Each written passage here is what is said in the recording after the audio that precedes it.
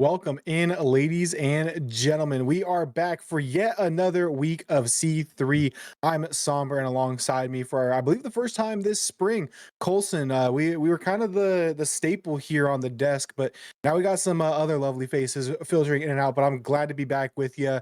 Week 3, getting ready for some action. How are you doing today, man?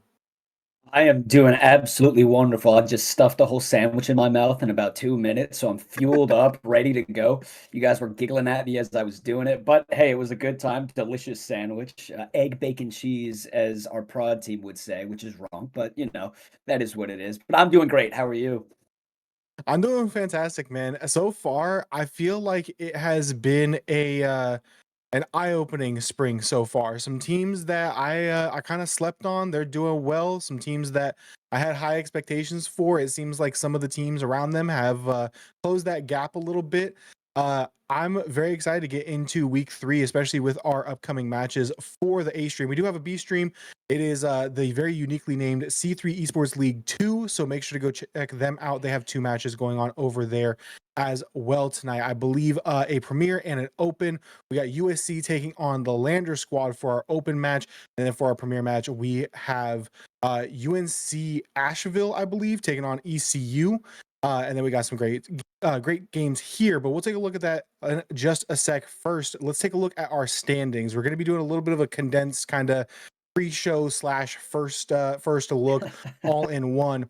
But as we take a look at our standings here, I feel like we're still seeing a little bit of the wonkiness from generating the stats, but we got plenty of teams that are still 2-0. I believe our top 3 teams are all 6-0, haven't dropped a single game yet, but we got NC State tapping us off at that one spot. Them and USC at that 1-2, not making any changes from last week.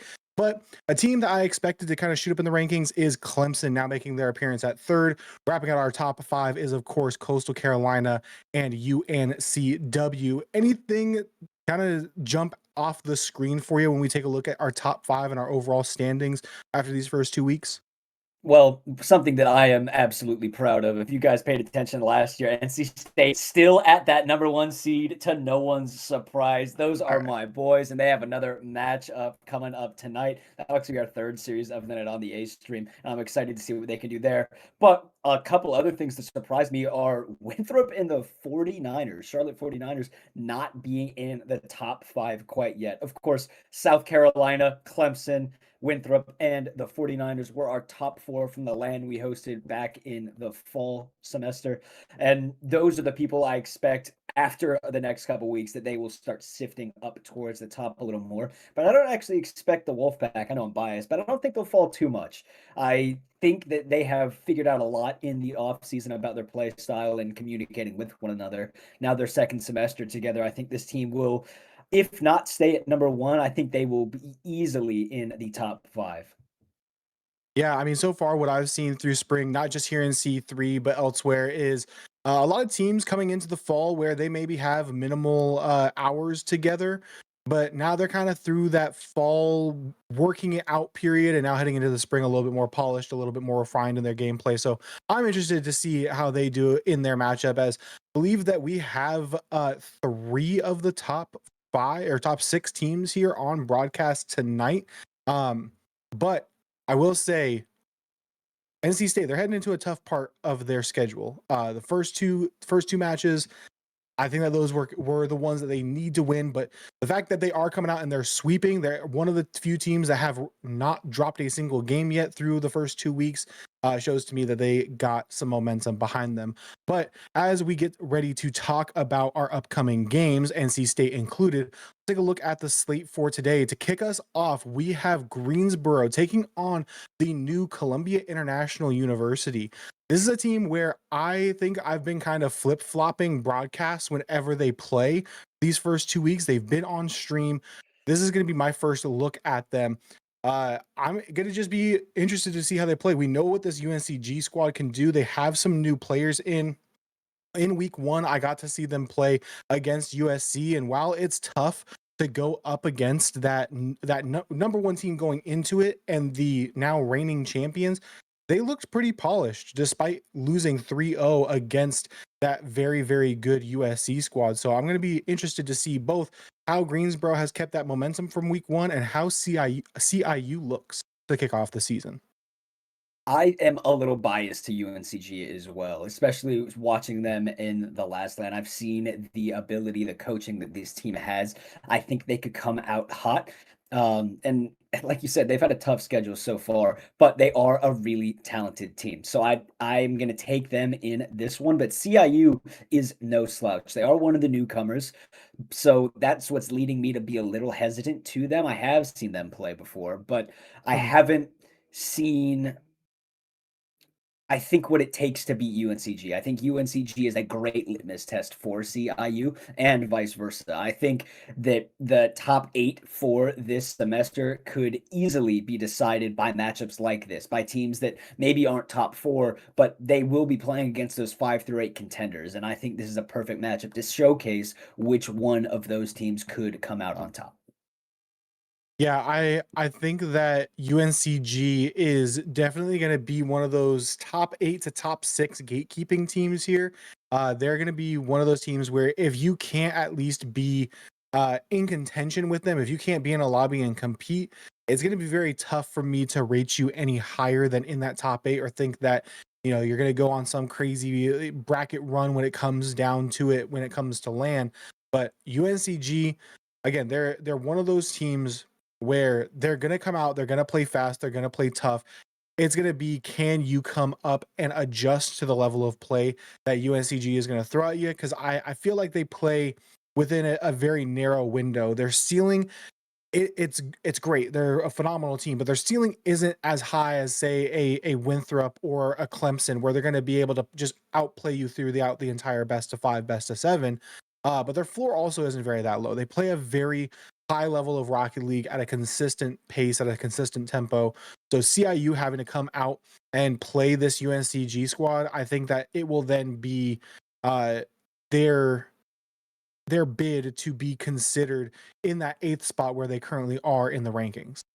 Absolutely. And how could you root against them, right? They are the newcomers, they're the underdogs. We've seen what UNCG can do. Like you said, they have a high floor and a low ceiling. So very consistent in this game of Rocket League. They play really well together. The mechanics are really solid. So I think CIU, like you were saying, and like we've been saying this whole time, they need to come out and if not beat them, they need to at least put up a fight against them because that top 8 is where they're sitting right now. They're sitting at number 8, I believe. So if they can keep up with it, I think that that could solidify that spot, at least for me. And if they beat them, they have a contention for that top 6, that number 6 spot. I still think NC State is top 5 and has that number 5 spot secured, but I am a little bit biased. So I would love to see another team prove me wrong. Yeah, absolutely. While we get everything all set here, we got this UNCG versus CIU match kind of lined up and ready to get started shortly here. But for those of you who are with us early, I know we're gonna get more people as it comes in as we get these new matches started. But make sure to stick around for the whole slate here. We do have the grand finals of LAN rematch here, the grudge match to be all grudge matches. Winthrop taking on USC coming up after this one, and then wrapping out the night with the new and improved Wake Tech roster? Question mark. I only say that because I heard some good things. I have yet to really see what they are made of, but hopefully this is a good test going up against that number 1 in the standings, NC State. So we are going to go ahead and be getting into our first match, UNCG versus CIU, shortly, but we do have absolute banger slate. And again, if there's any lull here, if any of these games go quick, make sure to check out that side action over at C3 Esports League 2. But as we get ready to jump on into this game number 1, I am looking forward to seeing what this CIU Rams squad has to them.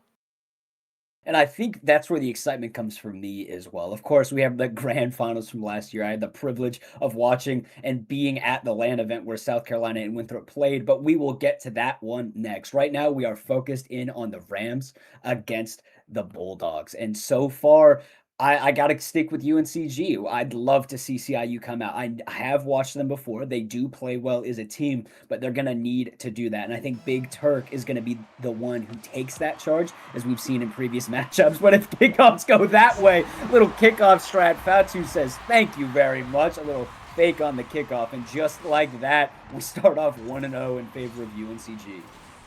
Yeah, both players trying to play that beat, put it upfield, and instead they skim off the car, and then Fatu just that much quicker on the cheat. I will say, from our week 1 matchup, this UNCG team, Fatu, he played kind of as always, as you would expect. He looked like he didn't really lose a step from fall till now, but Darkas was the one on the pitch that felt like when you needed that play and Fatu wasn't in the vicinity, he wasn't able to have these Superman moments. Darkas was able to come up in the clutch, in crunch time, and make plays again. It was a sweep from USC, but it showed that the Spartans have some gas to them. They have a little bit of juice. They can do some damage. And Darkas, when he was hot, this UNCG team made USC sweat a little bit. So I'm going to be interested to see if they're able to keep that same level, and if they're able to be that fire starter on offense, that spearhead for UNCG as well. And that was my mistake. I called them the Bulldogs. One of the side effects of being in a Carolina league is there are a lot of UNCs with a lot of different team names. These are the Greens, the Spartans, excuse me. Bulldogs, I believe, are UNC Asheville. So that's my mistake on that one. And so far, we're seeing these Spartans push through. They put up their phalanx. They're trying to get things going, and it goes off a team pinch. A Lil Nut able to put one into the back of the net and doubling up their goal. A lot of pressure we've seen from them in this opening minute 15. Yeah, and again, I think that this just goes to show how, I almost said average, but how consistent and the bar that they have for themselves is. They look the exact same that they did against USC. It's just you don't have that land championship level of defense. Darkas decides that they want to get in on the action, mid boost off kickoff, take it through the skies, glue on the front of the car, follow it all the way through, goes bar down and in for some extra style points here. 3-0 up. Go Greensboro pretty quickly here in game number 1. Greensboro is coming out dominant, and we have seen a chance come out from CIU, but they weren't able to capitalize on it, and because of that, it's going to end up being 4-0 instead of 4-1. When you play against this squad, they are so consistent, like we've been saying. So when you get your opportunity, especially if you're not a top caliber team, you have to capitalize on it, because if you don't, they are so consistent, they can easily run away in games like this. We're a minute and a half in, and they already have 4 goals. And at this point, they have no sign of slowing down, unless Big Turk has something to say about it, but he fakes on that one, and we're immediately going back the other way.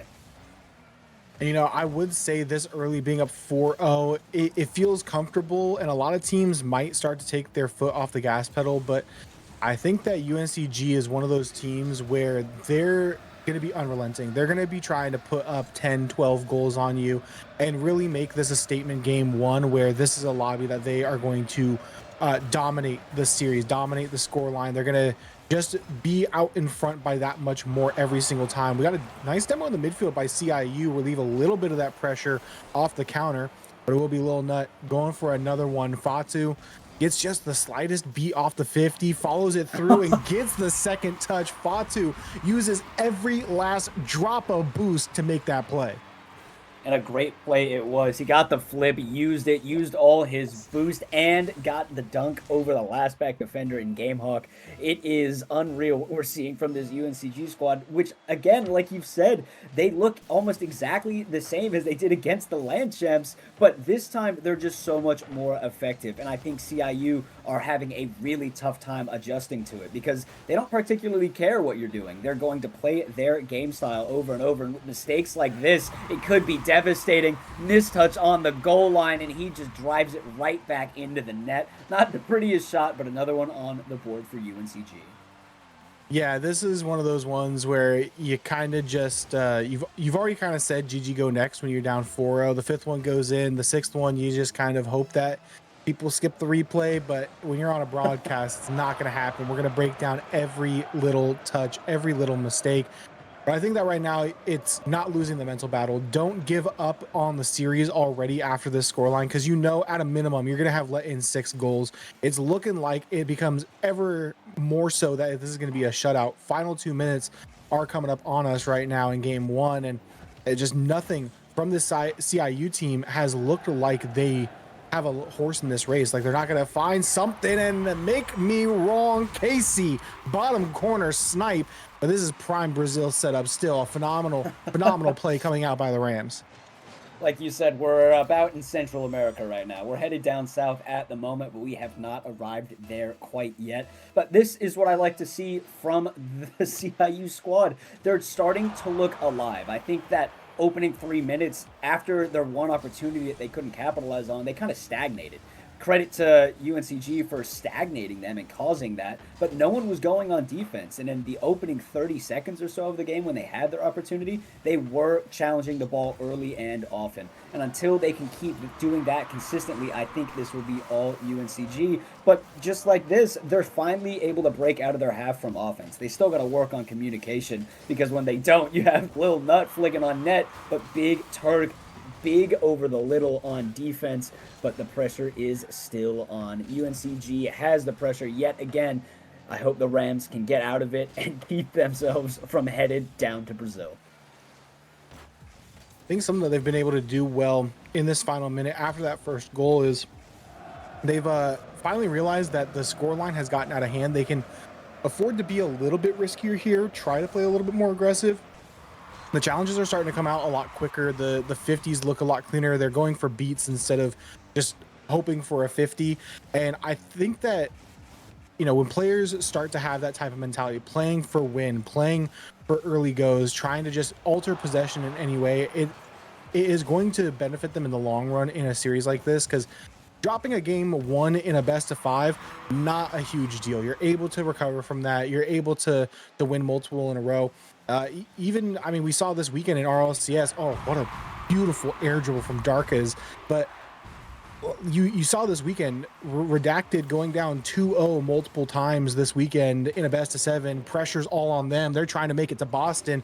It feels like the weight of the world is on their shoulders, and they're able to just kind of, you know, win the mental battle and lock back in. And I'm hoping that we see that from CIU. We see them be able to come back in with a fresh mentality. The Brazil is over. You got that off your back. Things can't get too much worse from this. Only really up here for the Rams.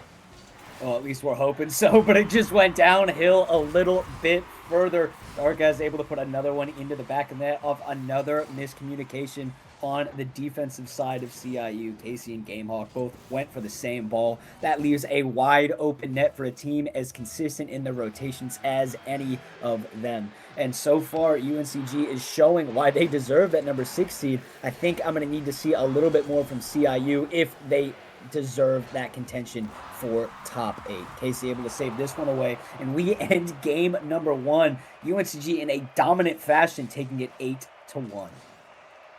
Yeah, and I mean, you have to beat the gatekeepers. That's what I called this UNCG squad going into this series. You got to find that you can at least be in contention with them. You're holding that 8 spot. Technically, you should be the one that is trying to hold back UNCG in the standings, but as we approach this halfway point, that's where we start to see the separations. And right now, after an 8-1 scoreline, granted, I would say after probably that 4-0, we could kind of, you know, give a little bit of grace to the following 4 goals that go in for UNCG.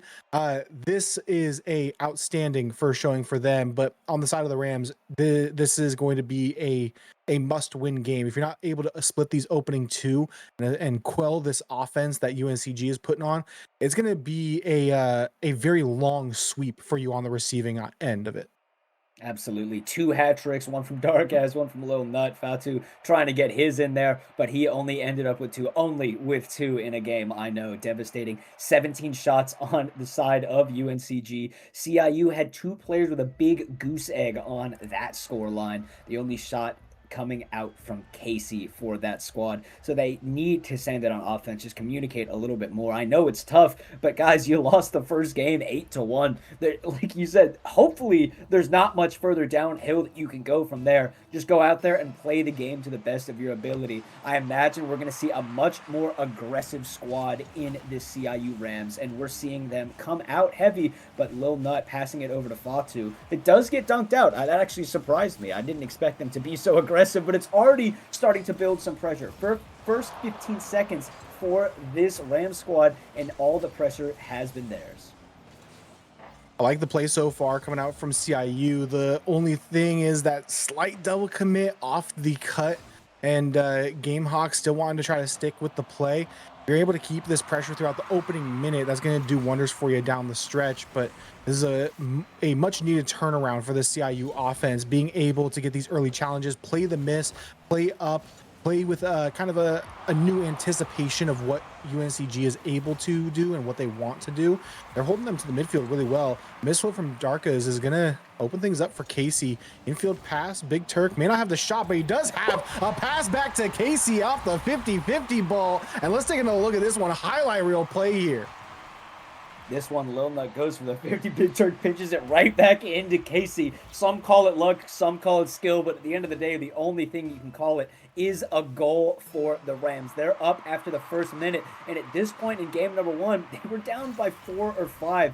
So a much needed turnaround for this squad so far. Darkaz sends it a little bit wide, but UNCG is trying to put that pressure on. Great pass mid, looking for Nut, but he does not get the touch he was looking for. He gets beat out by Casey on the corner wall. Fatu, though, he's trying to build this pressure yet again, trying to stagnate this defense of the Rams. We're going to see if he's able to do it as Darkaz looks for another highlight reel play, but Lil Nut was not expecting such little force on that ball. Now the Rams have a chance to double up on their scoreline. Great bump comes out, but Big Turk can't finish that one. Needed that extra touch off the bump, but through the smoke screen weren't able to get the read. Casey, not a ton of boost, but bumped off the ball nonetheless. And this one goes right back out to Darkas to the backboard. Casey clear out. Lil Nut is there. Awkward read. Ends up putting it slightly behind Fatu and turns this one into a big old back pass back to Darkas. Now plays the 50-50 out to Gamehawk. Gamehawk wanting to read the bounce, goes for a little bit of a 50-50, maybe calmed there, fake reset. Fatu will be able to clean up, and a couple of whiffs go the way of CIU, and could have been an opportunity to shoot. Instead, you put the third man a little bit too far up, and that missed rotation, that little bit of extra aggression, Fatu will make them pay. Absolutely, it's a tie game, but it is almost halfway through. Much better game coming out from the Rams in this one. This is more so what I was expecting when this series was announced for the main broadcast. Darkaz trying to get his team to take the lead, but it is saved away. He's staying on it, though. No one goes from UNCG, and we're getting a little bit of pressure on to the Spartans from the Rams. Casey sending this one high off the back wall where Darkaz goes to meet him. I love what I've seen from this UNCG roster with their back passes. They love keeping possession of this ball because the safest pair of hands on the enemy team is your own hands. And so far, I liked what I've seen from them. But the Rams are doing a fantastic job in their own right. They're now pressing the issue. They're keeping it close, forcing them to make mistakes. This is one of the first times that I've seen from this Rams squad where they're keeping UNCG trapped in their half with low boost, and their midfield presence has definitely taken a step up as they keep the pressure on going into the final 2 minutes of game number 2. Yeah, forcing them out towards those mid cans, but eventually they will top up the boost and look to set up offense down the other way here. UNCG infield pass. Fatu with the patience on the shot. Waits for the bump to fully clear. Almost sent it into the back end of their teammate. Instead, it's a slow dribbler on in, and they find the lead here with 1:46 left.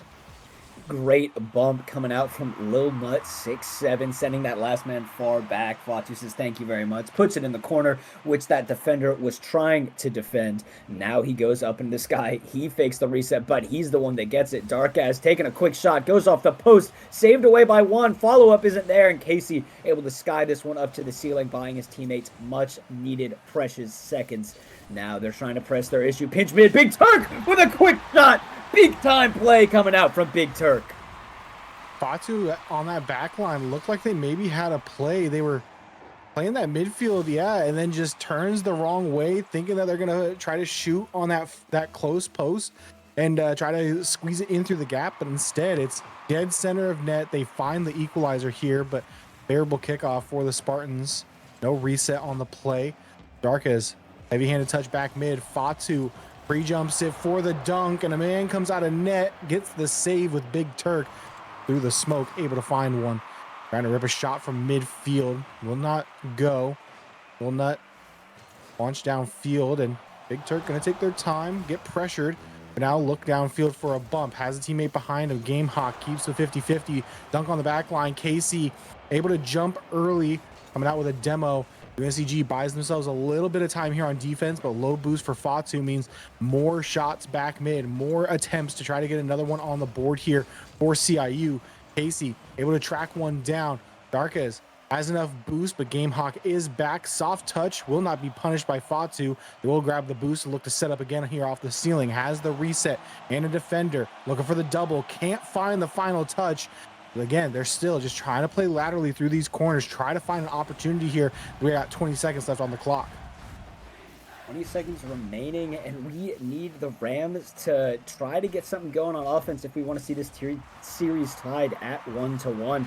Of course, UNCG trying to take a 2-0 lead in this series, trying to get this one over and done with as quick as possible, and that's the way to do it. Ceiling pinch down to Fatu, but Fatu couldn't capitalize on that chance. Darkez down to Lil Nut, gets a great 50, but bumped off the ball is Darkez. Now we send it into overtime. I think this UNCG squad is a little bit shell-shocked by what we've seen from the Rams in this game in particular. They're starting to wake up as the game goes longer and longer. I think the Rams needed to take that one in regulation that would have been their best chance, is what I'm trying to say. Because now I think UNCG, because they play so structured, because this team is so consistent, I think they're warming up to this Ram squad starting to press in the midfield, play for bumps, stay on low boost, and keep that pressure on. But the Rams look good. I would not be entirely shocked if they took the game. Gamehawk with a great save, keeping us tied. It does feel that regulation was the time to do it, but they're making a good case on them having the ice to get it done in OT. A nice stalemate 50 at the midfield. Big Turk dump off to Casey. A little bit of a soft touch to the back wall, and Fatu down below. Will force the 50-50 out. Darkez, no boost. Big Turk touchdown underneath the oncoming member. Now Lil Nut has one more touch, maybe for a teammate out. Does not need it. Fatu with the read. And it takes extra, but UNCG find this one on match point. Like I was saying, I think the Rams' best chance was in regulation because they had the Spartans on the back foot. But now you can see what happens when you give that time and space back to the Spartans. They come back at you with their spears ready to go. And look at the offense. They had 3 less shots than last game, ended up with 14. But still, that is a ridiculous amount of pressure that the Rams have to deal with. Only with 5 shots as a team as well. Gamehawk coming in with another 0 shots on target. He's going to need to step up and be that missing third piece for this Ram squad if they want to do a reverse sweep against a very consistent Spartan team. Yeah, I mean, and the shots for UNCG, we see the staggering shot totals. You think that that's a bunch of slamming it off crossbar, trying to force things in. No, they're ripping shots from midfield. They're having these heat checks, and they're just trying to test the CIU defense. And they were able to stand up for the most part, and a nice little comeback to force the OT. But unfortunately, UNCG, Fatu just a little bit faster, earning those MVP honors. Over 600 in a threes game is always impressive. We always talk about the 1K games, but the over 500, it means that you have a stellar performance. See if Fatu and Darkez, and for that matter, if Lil Nut is able to extend this type of play, extend this being able to play such great transition defense and be able to get out of their side on low boost, push it downfield, see if they're able to cap this one off with a win, or if this one is going to be going a little bit faster.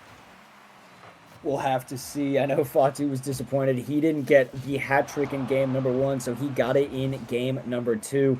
We're seeing some great midfield presence coming out from the Rams. Casey not able to get that sidewall read. Cleared down by Darkaz over to Gamehawk. Gamehawk takes it over to the wall, keeping it close, and gets the 50. This one pops out mid. Big Turk trying to get to the beat, but Darkaz gets it under him. This one popped out mid for Lil Nut, but a great save comes out and away by Gamehawk.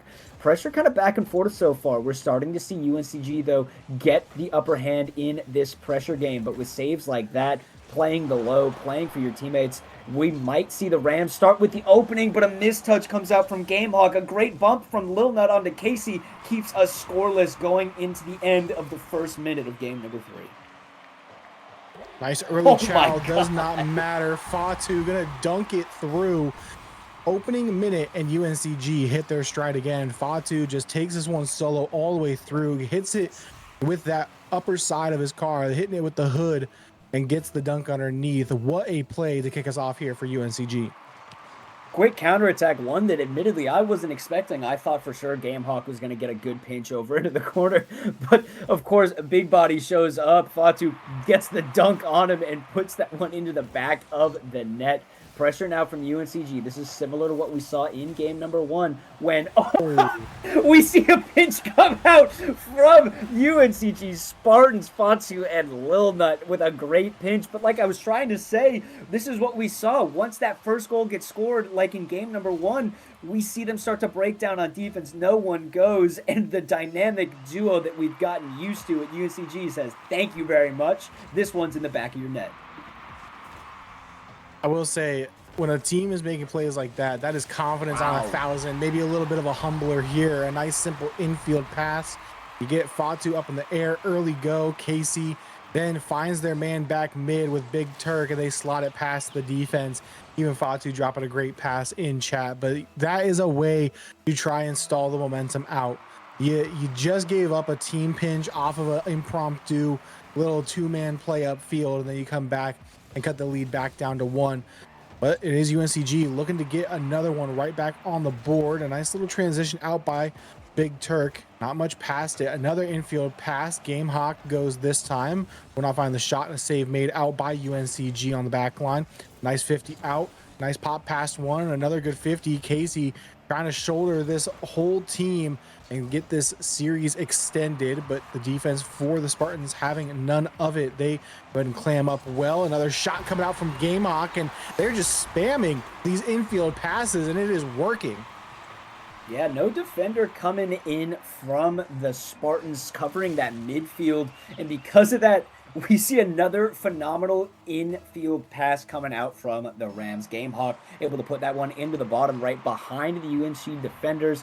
They could not get back to that one, but here comes Fatu. Missed touch on the first one, able to recover to it, but he drops it right back down to Gamehawk. Gamehawk trying to put an exclamation point on this game, but he can't find the double. Follow-up tried to be tapped in, but here comes Darkaz trying to put his own exclamation point on the game. Fatu with a beat over the midfield defender, but Casey able to recover and get to the ball, putting us back into the midfield line. Gamehawk with a great beat. This one pops down awkwardly and slowly in front of the net, but Darkaz does well to find Fatu in transition. This one could be awkward. Darkaz is going to be the first to get to that one, and he gets himself on the board to put his team up by 3. Or, excuse me, up by 1. Total score at 3. Yeah, I mean, at this point, it feels like they're up by 3. They just continue to have full reign of the pitch, kind of feeling like they do whatever they want, and it just works for them. DIU, again, having to fight back halfway through this game 3, and this is do or die for the Rams here. Darkaz looking for a solo, gets the pinch down into the 50. Lil Nut looking for the musty. We'll put it on target, but not the scoop and the pop that they wanted, so Big Turk will go ahead and handle that one. Grabs the boost, gives their life for it, and again, another launch downfield. Big Turk off the respawn will find it, but no follow here for the Rams. Was Fatu trying to get a touch in the skies. Darkaz instead has to clean up the play. Lil Nut up early, forcing it back out into the corner for Fatu. Fatu going to take their time, go back mid, looking for a pass of their own, and Big Turk go ahead and intercept this one and have them reset here from the blue side of the pitch. Lil Nut now from his blue half, trying to get something going, finds Fatu. Fatu fakes out the first touch, fakes out the second touch, lets Lil Nut go, but Lil Nut couldn't get the demo, and it is saved away by Big Turk. He's been phenomenal for the CIU team so far in the C3 series. KC is starting to step up now. Now I'm looking to GameHawk. GameHawk gets it by one, tries to sneak it in, but Lil not able to get the save. KC keeping this pressure on, trying another midfield pass, but it was just a little bit too far in front of his teammate. Casey doesn't get the touch he wanted, and now it's intercepted. Darkaz over to Fatu. Fatu trying to find Darkaz, but puts it a little bit too far in front of his car. Infield passes have been insanely popular from both of these teams. We just need a little bit more midfield presence, and those could be shut down. But until then, it might be a feeding frenzy going into the last minute of game time. GameHawk almost beats out Fatu, but they're just able to edge out the touch on that ball, and that's back at midfield. Another touch back to Casey. Double commit, now triple right at that midfield boost. It might not go unpunished. Big Turk not able to get the secure. Another soft double commit. Casey going to bail out of the play. GameHawk down below. Can't get a read on the ball. And now Darkaz is going to play it over to Lil Nut. Another shot on target will be handled by the defense. Another shot. This one goes way wide out into the corner, but pressure is maybe building here in the final 30 seconds. Nothing too sustained, and quick follow-ups is doing well enough here, but is well enough, good enough to force yet another OT. GameHawk down below, pop over Fatu. The misflip comes out, but a quick recovery from Lil Nut will go ahead and push this one again further into orange territory. Final seconds, park the bus. The Spartans trying to get it done in 3. Darkaz puts it back mid. Lil Nut, huge 50, and Darkaz will go ahead and actually keep it alive here on triple zeros. They still have life. They will let it drop over on the side of the Spartans, and they get it done with a relatively clean sweep here to kick off the night. And I think it was as clean as you could get, especially with being the first time playing against this team. So I think the Rams played well, especially towards the end of that series. They were able to keep it a lot closer, but they're still getting their footing under them, as we saw. This is the gatekeeping team. UNCG is unbelievably consistent, and because of that, they are the ones you have to match up against. And I thought they started to play better, but that first game was an absolute exclamation point for the type of players and teams that you will face out against in this C3 league, and UNCG is among the best of those. CIU did play well, but it was a sweep for the Spartans. Spartans take it 3-0 over the Rams. Yeah, I mean, you forced the OT. You got the other 1-goal game there in game 3, but that 8-1 is going to stand as a pretty apparent blemish on the record here when you're looking at it.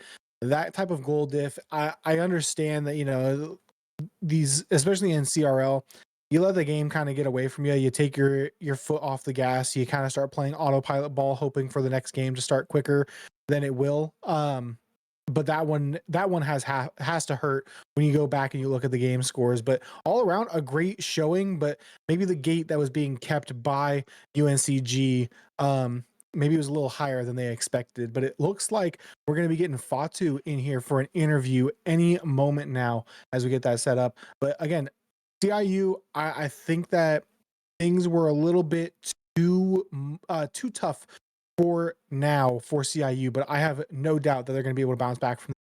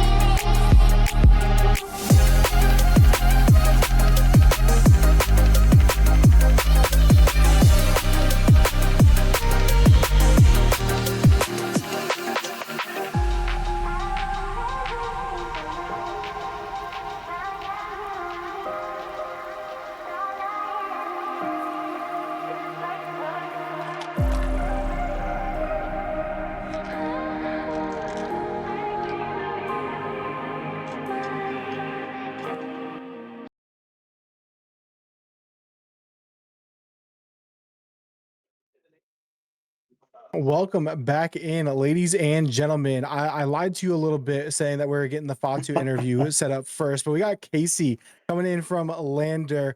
You know, wins and losses, you got excuse me, not Lander, CIU, the other new team to the broadcast. My apologies. From CIU. Coming in, wins and losses, you gotta take them as they come. Hard fought game despite the series score line. Those last two games really close. You guys are a new team coming in to C3. First and foremost, how are you guys feeling about the season so far? We're just about halfway through. What's kind of been the vibe? You guys are doing pretty well. The vibes are pretty up right now. It's just that time of the year, like especially being in college, just got back from winter break, almost halfway through spring semester, like kind of getting to that point where it's everything's kind of a grudge, but progress isn't linear. You're gonna have, as a track and field athlete myself, like I have good weeks, I have bad weeks. It just comes and goes with the territory. You can't just harp on, a good week, but you also just can't harp on a bad week. You can't just keep chasing wins and losses. You got to just keep putting money in the bank. You got to keep working at it, keep working at what you're doing right. You got to highlight what you're doing good. So Absolutely, and consistency seems to be the name of the exactly. game that you're aiming for. So, what efforts? Obviously, you can't leak too much, right? We don't want to leak comms, leak tactics. But what are the efforts that you guys are taking to try to be more consistent in C3 now that you're a couple weeks into it? For consistency, just usually we scrim best of sevens, just because it kind of simulates the real life event of a real game. But lately we've been just scrimming for the hour, just getting those reps in, getting that time in, grinding ranked offline, like just doing whatever we can just to get time in during our busy schedules. Consistency, it shows up big time, and you might only be able to put in 10 minutes one day and maybe 10 hours the next day, right? But consistency, it keeps count, keeps score. Absolutely, it does. And I think you guys do look good, especially throughout the first few weeks. You already placed top 8 coming into this week. Unfortunately, you did get swept, but Yeah. you guys looked a lot better at the end of that series. You were able to keep it much closer to in the last couple games. What do you think it's going to take to put you guys up to that next level? What are some changes that you guys are looking to implement to try to put you to that next spot? Think we're gonna have to really, during our VOD reviews, just go back through, evaluate, what are we doing right, what are we doing wrong, what can we keep doing, what do we need to do better at, and identifying those issues. And as a team, our job is to call each other out. Our job is to hold each other accountable. And I think we've been doing that a lot recently, and I think that's what's helping us a lot. If I'm a teammate and I'm not telling what my other teammate's doing wrong, I'm failing them as a teammate. And so doing that is really starting to help, and I think that's really what's going to push us to that next level. Yeah, I mean, I also come from a traditional sports background. Esports is a fairly new thing to me. So you being a track and field athlete, what do you feel kind of translates over and gives you as a competitor kind of an edge coming into this team? And obviously you have a very great mindset. What is it like working with these guys and kind of using some of the resources and the habits that you've built up from your track and field background now coming into Rocket League? So with track and field, it's a little different because even though at the end of a meet, a school will have a score, it's still an individual sport. What I do will contribute to what the team does, and that's kind of where it's similar to with Rocket League, is like what my role is on the team is going to help contribute the team to this. But what's different is the individual aspect of track and field versus the team concept of Rocket League. And I really think what's important is with track and field and Rocket League, I got to be the best. I got to be better than the person I was yesterday. That really is the goal. Like as me, my teammates, they got to be better than the person they were yesterday. Can't focus on, you can't be the champion of C3 if you're not better than the guy you were yesterday. That's just not how it works. You can't, it's all about gradual steps, small gradual steps. Yeah, I mean, again, that's a phenomenal mindset. I love seeing players that come from a traditional sports background. I think that adding that mentality that a lot of players grow up with from a young age, coming in through high school. Now we're seeing esports get incorporated more and more into that kind of grind set that you see from players who come from a sport that's 40 years old instead of 10 years old. But Yeah. it's great to hear, man. It really is. You guys have shown so much promise. by coming in as a top 8 team, you're gonna probably still be top 10 after this week, despite the loss and coming into the back half of the season. I'm excited to see more from you guys, but I appreciate your time. Before we let Yeah, you of course. go and enjoy the rest of your night, you got any shout outs you want to give? Shout out my girlfriend. Shout out my teammates, my school.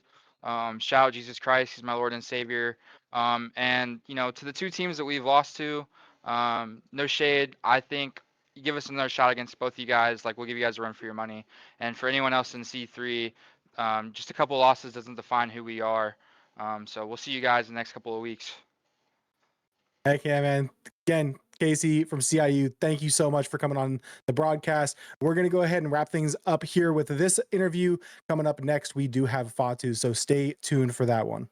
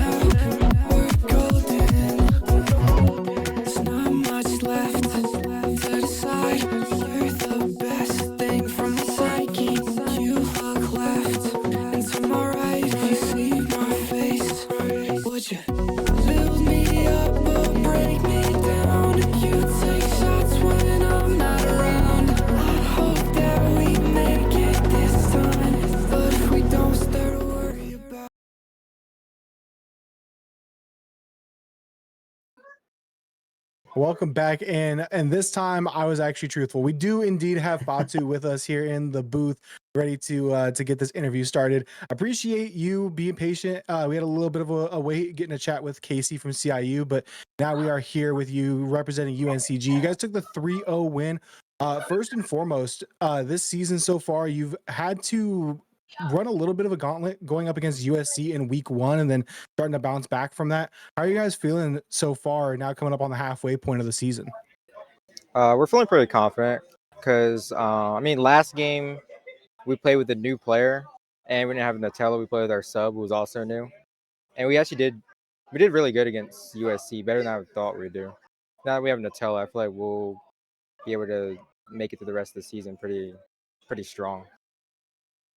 You guys did look dominant in that series, very consistent. We were saying it on the desk. I'm sure if you watch the VOD back, you'll hear it. You guys are one of the most consistent teams in C3. What about your team and the environment around your Rocket League team leads to that consistency? I feel like we're able to play without having to worry about making mistakes and stuff. So it gives us like a confidence boost. Because anytime one of us makes a mistake, we're not like on that person. We're just like, it's all good. We'll get it next time.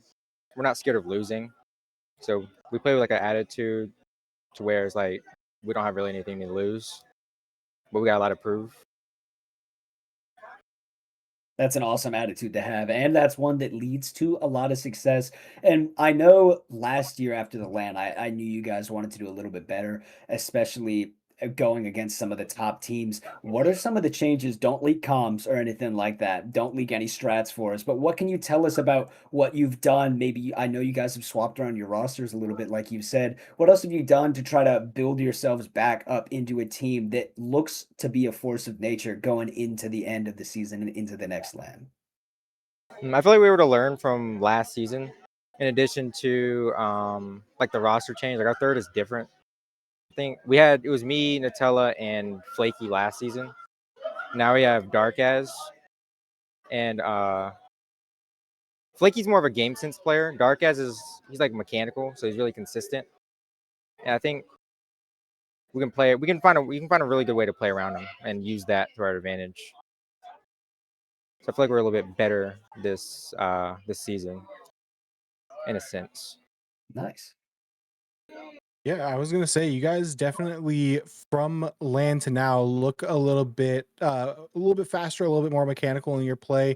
We've seen some pretty crazy clips throughout today.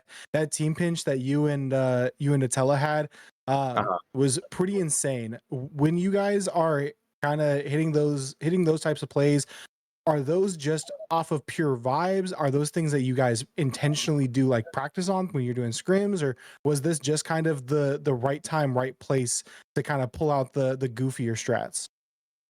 I think it was kind of right time, right place. This is the first time our team has played like all three of us, like the main roster.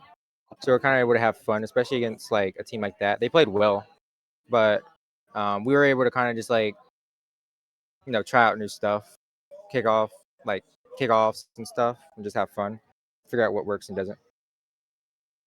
Yeah, I mean, one final question I do have for you. You can plead the fifth and refuse to answer it, but the quick chat's coming out. Was that maybe a little bit of mind games, or were you really just there were some nice plays and you were giving flowers to the other team? No, I was giving flowers. Yeah, dude did a good pass. He dunked me off a kickoff on no boost, and then did a pinch right to his team. He did a really good play. It kind of surprised me too, but he played that really well. Yeah, I was gonna say it felt a little like this could be a weird mind game, but it also just was a really solid play coming out from them. But yeah, I'm always just curious when players are dropping quick chats if that's like sometimes they drop a great pass and they're like trying to psych out the other team. But yeah, good to hear that it's just giving flowers. But hey, man, we appreciate your time coming on the broadcast. Before we wrap things up and let you go enjoy the rest of your evening, do you have any shout outs you want to give? Nah, not this time.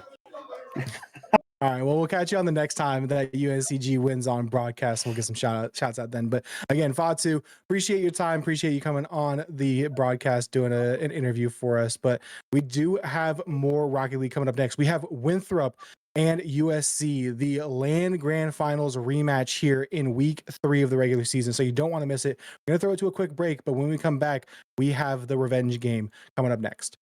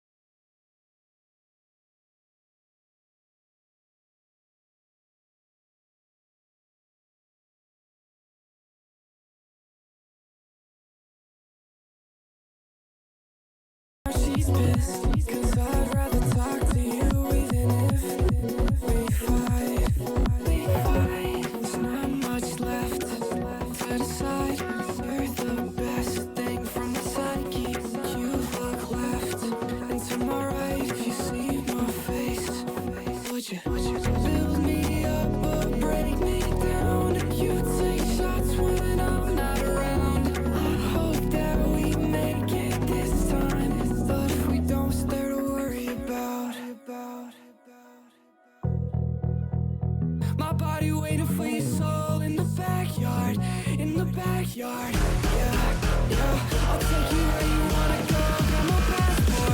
Get my passport. Waiting for you. Yes, I'm waiting for you.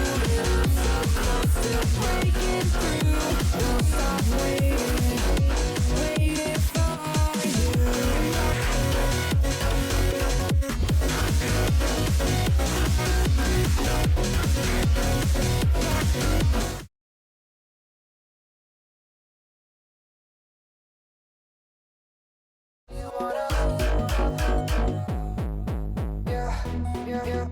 She told me she wanna.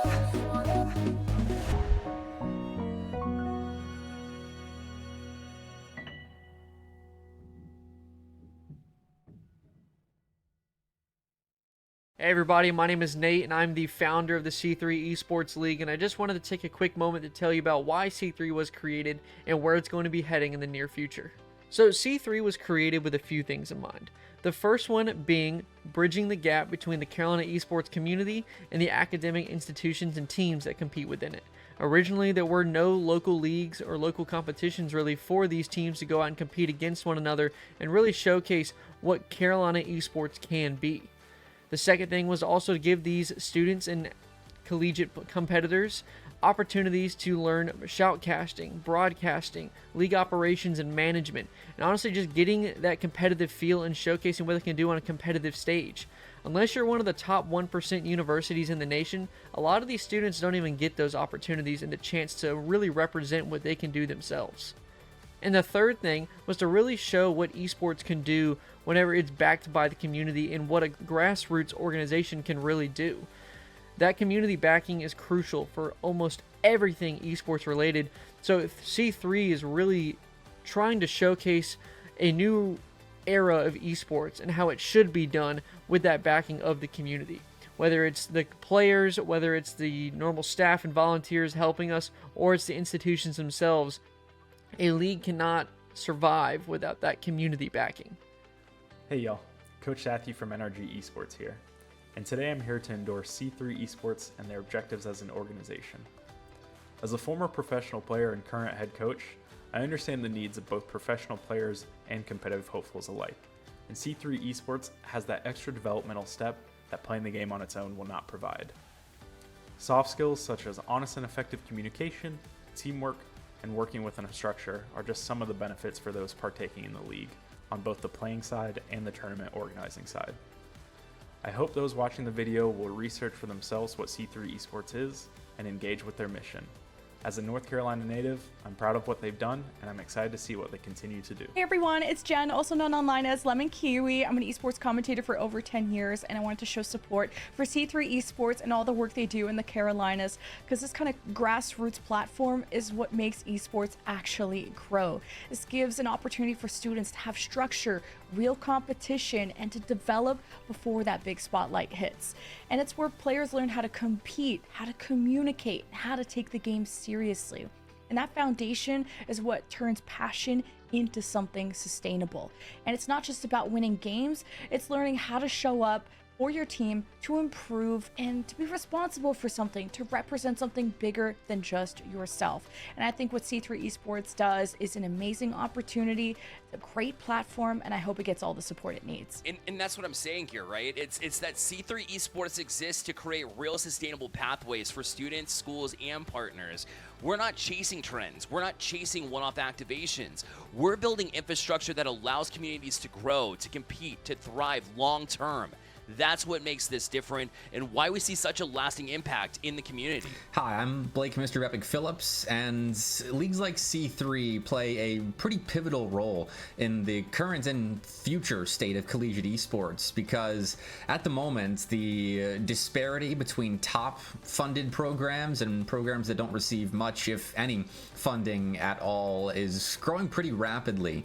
And so opportunities for players outside of the top 0.1% of a game's player base are starting to dwindle.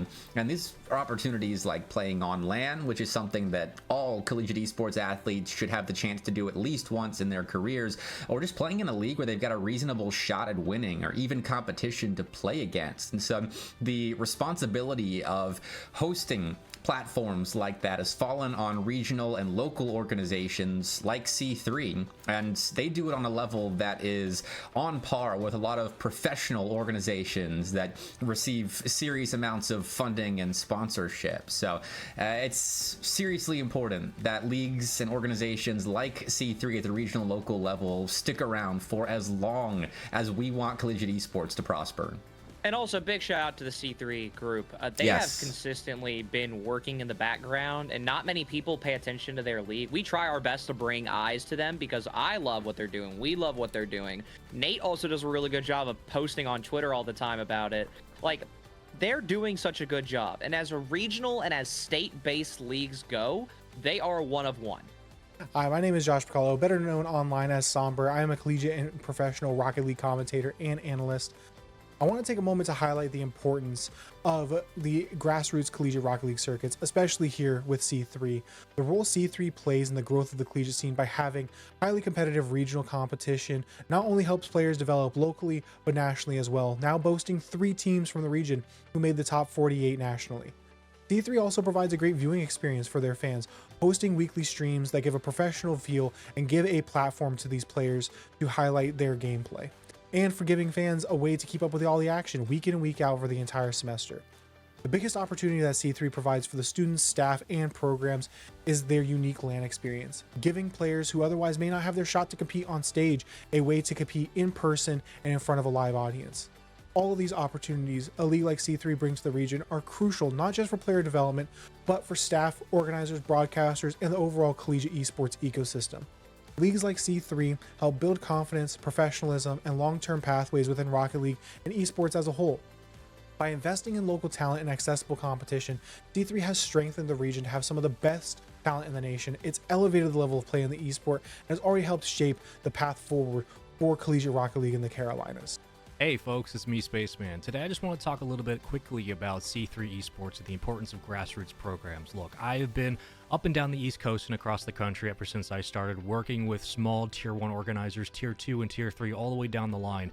The most important thing we can tell you is that these grassroots communities are the heart and soul of what esports is all about. So the fact that leagues like C3 Esports currently exists in the Carolinas, it's built by grassroots folks for grassroots folks. It provides opportunities for students.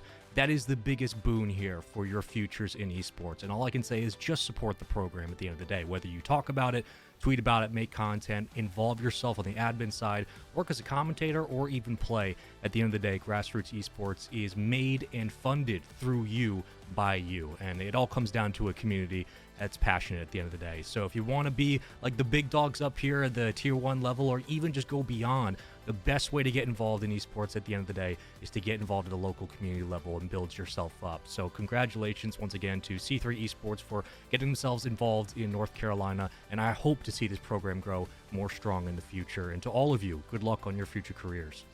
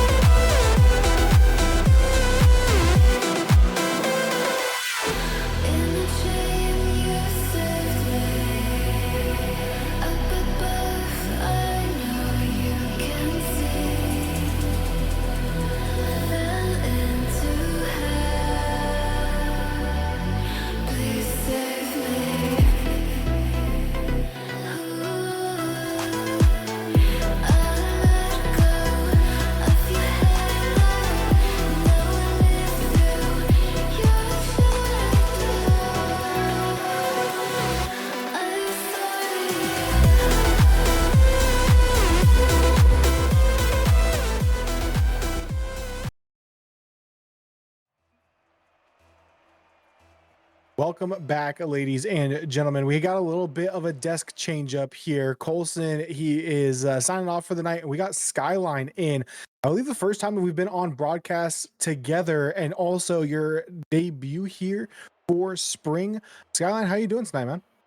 I'm doing great. Had the privilege of being able to cast the fall LAN that happened at NC State, so I've done a little bit with C3, but unfortunately, because of timing, I haven't been able to be on an actual stream, but I am glad to finally be here. So there's a lot to look forward to, especially this matchup, Somber. This is a very storied matchup, I will say, that we've seen within this past school year.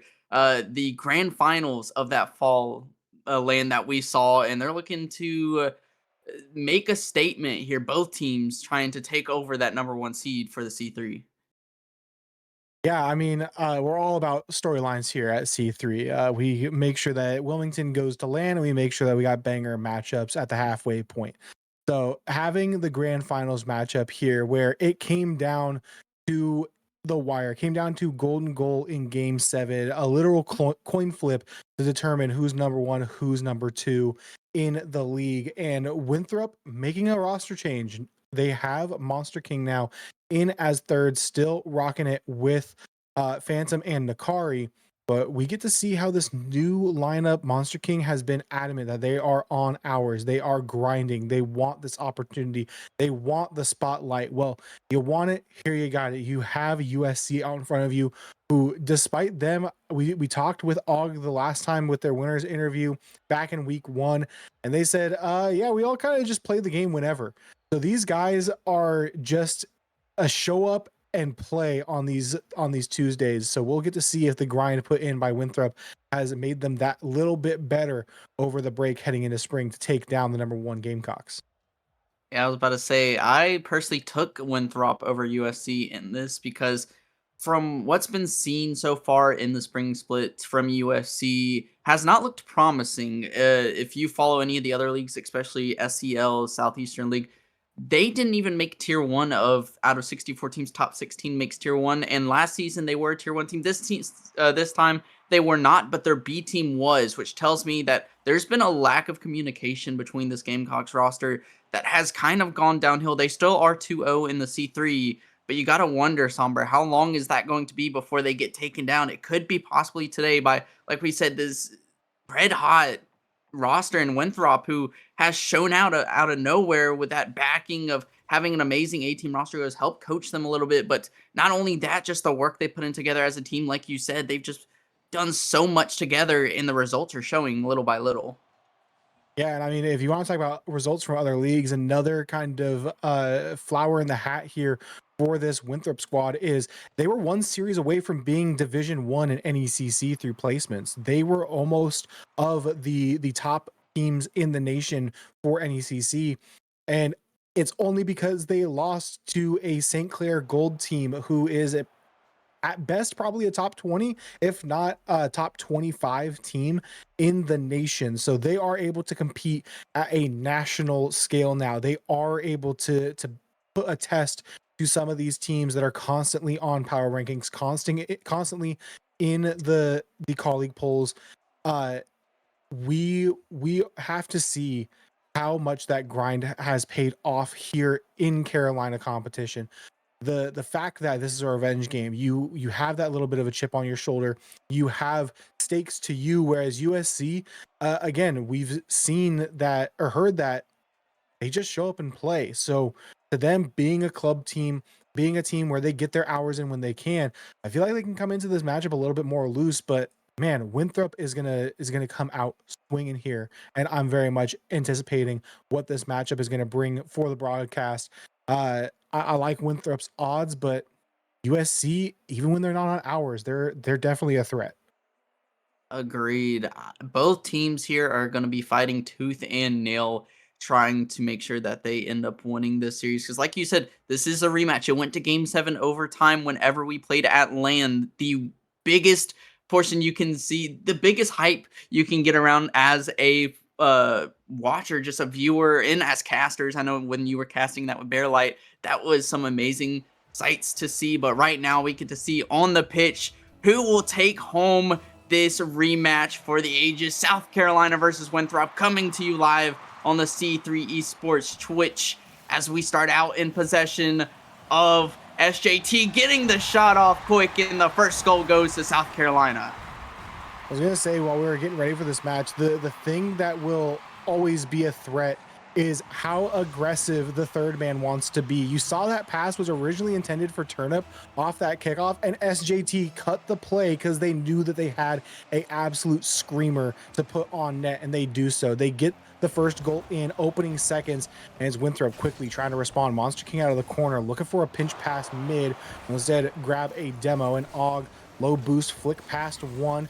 The follow-up touch from SJT, and this is going to be an open net where both go, and despite the tangle up, they find a second. Winthrop falling apart little by little. Burger tries to commit on that, and then the last man opts to commit for it, not seeing SJT out of the corner of his eye, and SJT takes every inch of that and just gets the beat around, and it's the freest net that they will have so far.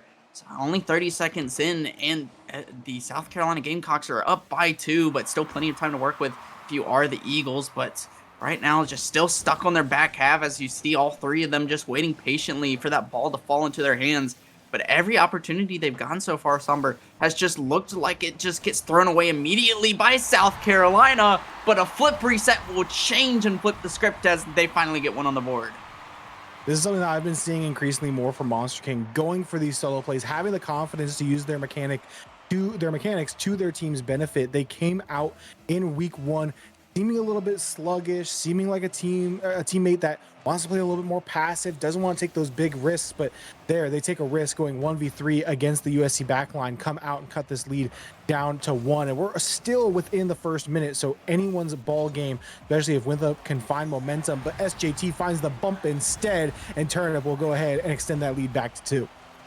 South Carolina, they are still trying to prove that they are the best team in C3. I mean, just the aggression you see there on the goal line, just doing everything in their power to ensure that ball gets through to the back of the net. And right now, Burger, Phantom, and Monster King, that trio that we've seen be so dominant and barely have mistakes like this just right now. That defense looking so shaky, leaving that last man in these 1v2 situations, 1v3. Or finally, another shot goes on for Winthrop, and Turnip not able to get turned enough to get that save.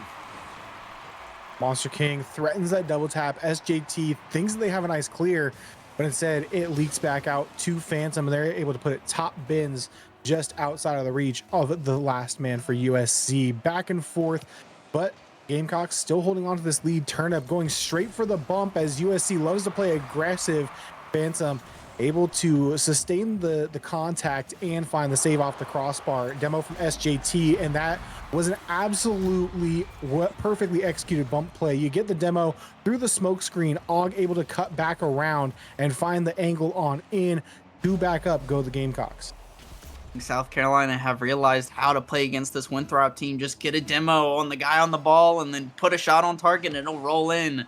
So far, 2 of the 4 goals that they have gotten have been from that aggression. And right now, Winthrop is just looking for ways to respond. They have responded the last 2 times, but right now it has not turned in their favor, as it looks like South Carolina is going to be holding on to that defensive end, but a overcommit there might end up leading back into the hands of Winthrop. It does, but a pass too high is going to lead over the backboard. And once again, South Carolina playing out of their corner, but it doesn't matter because they still have this 2-goal lead with 3 minutes remaining, maybe a third, but a great diving save off the backboard from Monster to ensure that South Carolina doesn't get this 3-goal lead. Still, Winthrop trying to find any way through, and other than that solo play and the bump play, there has been nothing else except maybe finally the pass, and Phantom just barely off the backboard and not able to get it through. Trying to find rhythm here. Another infield pass broken up by Og, and Winthrop, they're just going to keep spamming these infield touches and knowing that their teammate is going to be there, hoping that a play falls their way. SJT able to clear out, no boost to really follow it. Another infield pass. That one a little too telegraphed. Turnip will have their way with it and put it all the way downfield. Now corner play, looking for the touch is Phantom, beat out by SJT. Og is up, but dusted, no man back. Can Turnip win the foot race? They do get a good enough defensive touch to keep that one out of harm's way. Another 50 goes out mid. Monster King calling off Phantom, ripping the shot just off target, and Og able to clear out. But corner plays They work to a degree, but once that boost runs out, Winthrop having to full rotate back, give up that space advantage again, and USC takes that inch a mile. Right now, Monster King able to make a few quick cuts on no boost and able to play past a couple. Phantom goes in for the shot. Og clear out. SJT trying to track it down. Early jump from Burger will do well enough to alter the possession back in their favor. And Monster King, heavy-handed touch, turnip down below. 15 boost in the tank. Burger again, another 50. And as we head down to the final 90 seconds here, Winthrop, the offense is starting to build, but mistakes pile up. Poor shooting, rotating back through ball and blocking your own teammate. These little plays are just what is allowing USC to hold this lead. You said it, somber. I mean, there has just been so many opportunities it looks like that Winthrop has had, but just the first man has seemed to be the problem in this situation. I saw a time where they were just sitting in the corner, so going for the demo on last man when the ball was just rolling straight at net. Gave a free save for the opponent. There's another time where we just saw they saved the shot from their teammate trying to rotate out instead of going to the corner, rotating wide. There's just been so many mistakes on this Winthrop side that the Eagles just have not been able to find a way through both South Carolina and themselves. They got to get together as a team. They need their communication to stack a little bit better, because right now with this kind of teamwork, it's not going to end up leading to the result they want. But South Carolina teamwork, on the other hand, almost working out there for a 5th goal in this game. It's going to remain in the hands of South Carolina. Final 30 seconds now, and it seems like do or die here. If you want even a chance at OT, you need something to go your way here in the next couple of seconds. But SJT posting up on that sidewall, doing their best to keep it in their upper defensive third, play a nice 50, and just kill all the time off this clock. And USC look like they're going to be walking away with a Game 1 victory. Turn up 50 out. Og going to play this one back onto the blue side. Sidewall touch, maybe a play out of the corner to be had. Phantom, a nice heavy-handed touch, but Og will go ahead and let that one bounce down off the ceiling, and USC take game number 1. And right now, besides just kind of getting in each other with comms and saying, hey, let's clean up these mistakes a little bit, let's play a little bit more structured, what else does Winthrop need to do going into this game 2 against USC? They got to get aggressive right back into the hands of the Gamecocks. Right now, South Carolina is getting really aggressive with those demos. You saw them. They are sending that first man heavily. That second man is following super close in the rotation in order to get those beats that we've seen, just like they threw off the corner to get past the last man. That third man has to be more patient for Winthrop, and they got to get out and just get down and dirty. It sounds simple, but making it happen is the hardest part. And right now, Winthrop, they're just struggling to find those opportunities in order to make it work for them. It just seems like they're so confused, that they're so compacted together as a team that they have not spaced out enough of the field. They're not taking enough of that space and making the most of it. And South Carolina is realizing this and just taking every opportunity that's thrown their way. Yeah, I think another thing with Winthrop is through a few of these plays, they could have these easy openings. They can kind of reverse the script, like you were saying, with the aggression and get right back against USC. They have a first man up that likes to linger a little bit, but they don't really do anything with that time spent upfield. If you can be that first man, get one touch, rotate through the back line, look for a bump, look for a way to open up a shooting lane, it's going to be really easy for Winthrop to kind of stack up on this pressure. But as we head into game number 2, see if Winthrop is able to make these adjustments. We saw in that grand finals, granted, a slightly different look for a roster for Winthrop. It was the battle of adjustments. Who can make those minor tweaks? Who can be better at the nuances of the game of Rocket League? And we are hopefully in store for another display of that here as we head into game number 2. Player that I've kind of been looking out for in the Winthrop side that hasn't done too much to catch my eye yet, that I'm waiting to see that pop off happen, is Burger. Burger is a player that was very crucial in their part of that fall land that made them have that deep run, but right now they just have not looked the same. I don't know if it's because of the South Carolina pressure or what, but again, a challenge. They're getting beat by Og, and Monster forced to make that save on the goal line. A little awkward, but luckily able to get it out on his back wall. That's going to be forced back into the Gamecocks half, but again, nothing to come of it for Winthrop. Seems to be the story so far of this series, and Og almost getting that reading dunk on Phantom, but finally it's going to get out onto the half of the orange. But again and again, time and time, it just seems like Winthrop gets it barely over that halfway mark, that little midfield line, and then it goes right back into the hands of South Carolina, and they just take it right into the goal line of the Eagles. So right now, looks like South Carolina has all the pressure in their name, and the Eagles just cannot find a way out. Turnip will be contain to their back wall for at least a moment, play over Monster King, and looking to play the 50 down below as well. SJT leaves it for Og, a good 50-50 coming out from Phantom. Won't be able to do much other than grab that midfield can. Turnip on the pre-jump, looking for the read. The defense will come through at least 50 it back to the sidewall. Og up early, beat out by Phantom, and a good demo, taking out SJT and making them play that two-man game up front. Making it a little bit riskier for them to go for that same aggression, but everyone respawn back up, and they're right back to formula. Bump on the back line. Doesn't do much. Does shake Phantom on that early go from SJT, and now Turnip underneath the play to grab some boost and look to rotate back on in. Og looking for the double. No touch available, and SJT cuts it off yet again. They are living in this blue half, but good on Winthrop, staying patient, staying disciplined on their back line, not giving up any easy shots. Winthrop, again, they're just stuck. Like, that's the simplest way to put it. But finally, a buck play comes out, and what a diving save from SJT, having a backflip off the back wall for that one, but able to get the touch to save the day after the bump came in. So South Carolina, even after all the pressure they put on, they had to be the ones to make that awkward save on their goal line to ensure they don't get scored on and get the lead taken from them, because right now it's still tied, and that first goal will open up a whole lot for this team. If South Carolina can get that first goal, that can be what they need to hold on and get this game 2 win to send it into a triple match point.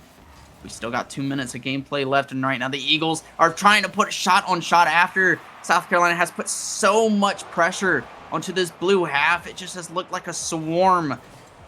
Right now, South Carolina is still just looking for every opportunity. Winthrop's defense finally standing stout compared to what we saw from last game. Again, another great pressure relieving demo. Getting these demos on that second man, taking away the quick follow-up from USC, making them really have to fight through and ask the question of, do you want to risk that third man playing up, giving up 3 seconds of an open back line, or are you just content with throwing up solo plays and lob shots and hoping for the best? And right now, USC is taking a little bit of the more passive route in these opportunities where they don't want to send up that third. They are scared of the counter and respect that element of Winthrop's game. And now Turnip has a pass again downfield, but a nice clear out. SJT going to take their time. Pop past one, not able to find the follow-up. Burger downfield, infield for Phantom, and just a little bit of a miscue on the jump there. Weren't able to get it to go, but Burger, again, posting up at midfield, a great 50, another one to follow. Needs Phantom down below. They'll change up the pace, flip, reset. Not able to get it past Og, but now puts Turnip in an awkward situation. They do find the touch. Burger, again, to cut off at the midfield, just trying to keep this one contained, but finally Og breaks through. Phantom go ahead and fling that one back downfield and playing ping pong here to finish out the final minute. Both teams, they definitely play their own different play styles. You see Winthrop play more of a solo play. They still do play those team passes, but they get most of their opportunities in the creation off those solo plays that we see through the air. And oh, a close diving save there from Monster. But South Carolina, we've seen them be so pass heavy in this game so far, just looking for, like, right there, looking for the demos, then immediately getting that pass from the 1-2 into the middle. Maybe a shot going on here from Burger, trying to finally open up, but right now still struggling a little bit to get out and break through. As we see 3 seconds remaining, and this ball still stuck on South Carolina's half. We might be seeing our first overtime of this series, unless Turnip can make a change here. Get it middle, pump comes out. SJT with the goal, and what a 1-2 play from the South Carolina Gamecocks to end this game too. I'm in utter disbelief. Phantom just, they think that they can get that beat, but Turnip, 4 wheels on the corner, they're able to get that final touch past, and USC, that's all it takes. 1 goal. Shots about dead even, defense about dead even. It really was just that 0-second drill that set them apart. Winthrop now on a bid to a reverse sweep here against USC, and it looked like they had everything defensively figured out, but now they have to look to the offensive side of the ball, but maybe too little too late here for Winthrop to figure out everything heading into this game 3. I know they say defense wins championships, but you got to be able to score at least 1 or 2 goals for that defense to hold strong, and right now that defense can shut you out time and time again, but that 1 goal that slips through, just that one tiny mistake is going to cost you 1 game, and that 1 game can determine whether or not you go to that game 5, whether you win this series or whether you lose the series. And right now Winthrop still struggling to find that first game for their name, and we see triple match point now going to the South Carolina Gamecocks, trying to just get through this. We know that they went to Game 7 on LAN, but they want to show why they're the better team in C3, and they're going to show Game 7 on LAN. It was just because it's a LAN environment. Things feel different, but now that we're home setups, now that we feel a little bit more comfortable, we are going to show out against you and show that you didn't deserve a Game 7 on LAN. Yeah, I was just gonna say, being comfortable in the series. I talked about USC not really having the pressure. They're a club team, like they said. They just show up and ball. They come in and they play some rock, and that's what they're doing now. It feels like whenever there's a team that comes in with no expectations of themselves, other than to go out there and play their style of Rocket League, those are the teams that we see have these dominant series. And right now, USC on the road to have one of those. But can Winthrop get together, come together, and collaborate as a team? Figure things out and extend this series, even if it is just one more game. We got kickoff here for game number 3, and already Winthrop trying to push tempo, but they're going to be shut down quickly here by USC. On Winthrop, we see them getting a little bit more aggressive into the half of the orange side, as you see Monster going for demos, Phantom finally going for demos. They are taking that notch and turning it up to 11. They are going for all the pressure, as they've seen South Carolina has put all of it back into their half. They want to flip that script, but right now what they're going to have to do is actually execute it, and we see the bumps coming out, but again, no shots going on target to come out of it. You get all these bumps, all this pressure, but it doesn't really matter in the end if you're not able to get anything from it. And right now SJT might get one from it as he goes for it, but not able to get that shot through, as a good defensive stand on the back line from Winthrop's going to keep it out. Og left his last man. Phantom tries to get the skim touch, but not able to get the read. SJT pops it up. We got a follow through from Burger, but Burger, once again, that player that I've heavily kept my eye on, still not seen much from him. Both Phantom and Monster also been doing good, but not great. Those demos, like we saw earlier in this game, they are keeping pressure on. They're making South Carolina awkward, but South Carolina is a team that knows how to play through this. It's not too awkward for them, but for other teams, it might be. Turn up the sky up early for that touch and grab a little nifty flip reset. Not able to do too much with it. Nice touch from Monster King. Great control. We saw this go well for him in the past, but a solo play effort being respected, and rightfully so, by this USC defense. Turnip and just ultimately concede to SJT, but 2 on low boost. Og the only one with anything meaningful in the tank. Turnip a touch to delay. SJT looking for the outlet over to Og. He does find it, but Og isn't able to find the follow-up touch. Phantom grabs that mid can, now heads up field looking for a demo. Does get it on Turnip. He's able to take out Og as well. It is a 2v1, and they were not able to execute. Maybe a quick follow-up. The double commit on the shot, still no good. An opportunity possibly gone by the wayside, but they do make good on the second effort. Phantom knocks in the first here, and Winthrop operating with their first lead of the series. I was about to say, Slumber, that is an opportunity that you cannot be missing. Phantom goes in, gets a double demo on the back line, leaving a 3v1, and just no goal to come from it until both players finally spawn from the demos and they get that turn off the ceiling. What a great play and a great pass. They're going to try to keep it again. Phantom with the flip reset of his own, and again striking, leading Winthrop to a 2-0 lead now. Winthrop starting to get things together, but is it too late? Well, time tell. There's a full trust moment from Og coming off of that back wall. He thought that SJT had the read, and all of a sudden it's past your teammate and heading towards net. What do you do? And they weren't able to leg that one out. Good on Winthrop to find the lead, but as we know from the past here for USC, they can score and in a hurry. Still have just under half the game left. You need to find a contain here. Burger upfield looking for a demo, almost gets demoed himself. No play immediately off the counter opportunity. SJT now looking to lead the charge downfield. Phantom to cut off. No boost. Has Turnip. Last man back. Pass over to Og and will get it away from Winthrop for the time being. Burger 2 touches. Able to beat out Og, and they guard their corner boost. Now play the 50 against Monster King. To the skies. Turnip dump off to SJT. Now Og down below to clean up. Second touch out of the corner. We'll get the centering ball, but Burger privy to the idea, and another demo on the second man alleviates any type of opportunity here for USC, but SJT going to try their best to force it through. 90 seconds left, and USC, they're trying to throw everything at the wall and see what sticks, but this backline for Winthrop really standing tall. I mean, so far we saw game 1, all South Carolina putting that pressure onto the half of Winthrop. In game 2, it was neck and neck the whole way through until 0 seconds. Finally, we see Winthrop making a stand, but how long are they going to stand before they fall? SJT tips them over a little bit. They're wobbling, but they are still just barely hanging on. Yeah, pressure makes diamonds, but it also can cause you to crack down, and that's what happened to the back line of Winthrop on that play. Just a few too many shots, a little bit of panic on the back line, and you let one go in off the rebound, and this one might be a kickoff goal off the pinch. SJT, just like that. I'll take the blame on this one. USC, they know how to score quickly. They get 2 in a row. 108, 68 seconds left to go in this game 3. It is now officially do or die here for Winthrop. I mean, somber. Just what are we witnessing? That it's just crazy. All the pressure was Winthrop's way, and then just the kickoff goal of all things, and maybe a long shot from deep going in as Berger able to recover for it and get it out in time using all of the boost in his tank for it.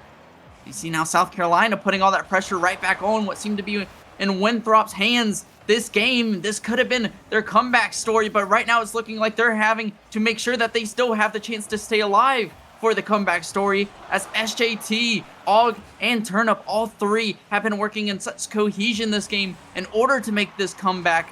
Right now it looks like Winthrop struggling to stay on their back line as the touch comes out to the middle. What a skim, but a good read in the mid is going to keep the Eagles out of pressure and danger for now. Phantom tries to get the dunk, but Turnip ends up getting it right past. Monster keeps it in on mid, but Berger turns in, waiting for SJT's touch. Phantom tries to come in for the middle, but again, just everything's going South Carolina's way in this last half of the game. SJT tries to play this patient. Monster gets the read. It's again another threat for a 0-second goal to what could be the end of the series. SJT, the one who set it up last time, leaves it, and Monster King gets the read. We finally have overtime number 1 in this series. We'll take extras, see if USC is able to get the job done, or if Winthrop will go ahead and extend this series, at least that one extra game. Turnip being bumped on the back line. Monster King, pop over. Phantom comes diving in, won't find the 50-50. AUG able to beat one. Monster King alone on the back line will find a clear out to space. SJT will go ahead and take that space right back, now playing it right into the hands of Phantom. Now AUG on the back line. Touch out straight to Berger, looking for a midfield pass. Instead, it will be Turnip downfield, looking for AUG.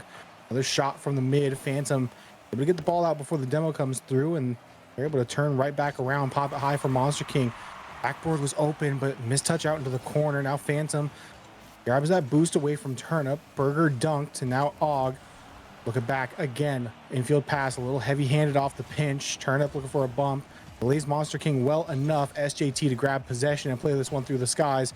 No boost to really follow anything up. Phantom backboard. Do they have a follow? Berger's in the area, but only 9 boost. That will be an opportunity gone here in OT for Winthrop. Good demo coming on the back line there. Overcommit now, and it's just Turnip left as last man, but ends up keeping control and fakes out Monster. Actually gets past the second man, goes for a bump on the third. Again, just all this pressure just seems to amount to nothing as we see the demos finally coming out from the Eagles little by little. But again, it's just no capitalization. They can't get it mid enough to be able to send it home. Phantom tries to get the double down mid. Berger has an opportunity, but it was just he was too close. He had to back off, or else that shot was going to either be over or weak if he wanted to get it on target. Right now, South Carolina, they're sitting one on. There we see another Phantom demo, but it's just there's all this pressure that we've seen. The Eagles have looked so in control this game compared to the last two where it was either 50-50 or in the way of the Gamecocks. And right now they just cannot find the way through. After being up 2-0 this game, might I add, Somber, they were up. They looked like they were able to keep control, and then just that kickoff goal after the one slip up from the first goal has allowed South Carolina to stay in this game number 3. 2 minutes of overtime have elapsed, and both teams feel like there's something at stake by this point in the game. You have had the comeback here for USC. You were able to hold on to the final minute and 8 seconds.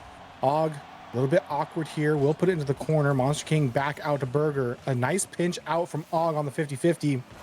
Tries to pre-jump it, almost does. But instead, it's now going to be downfield. Monster King puts the shot on. Berger on the rebound. And what a downfield transition play to go ahead and end this OT here for Winthrop.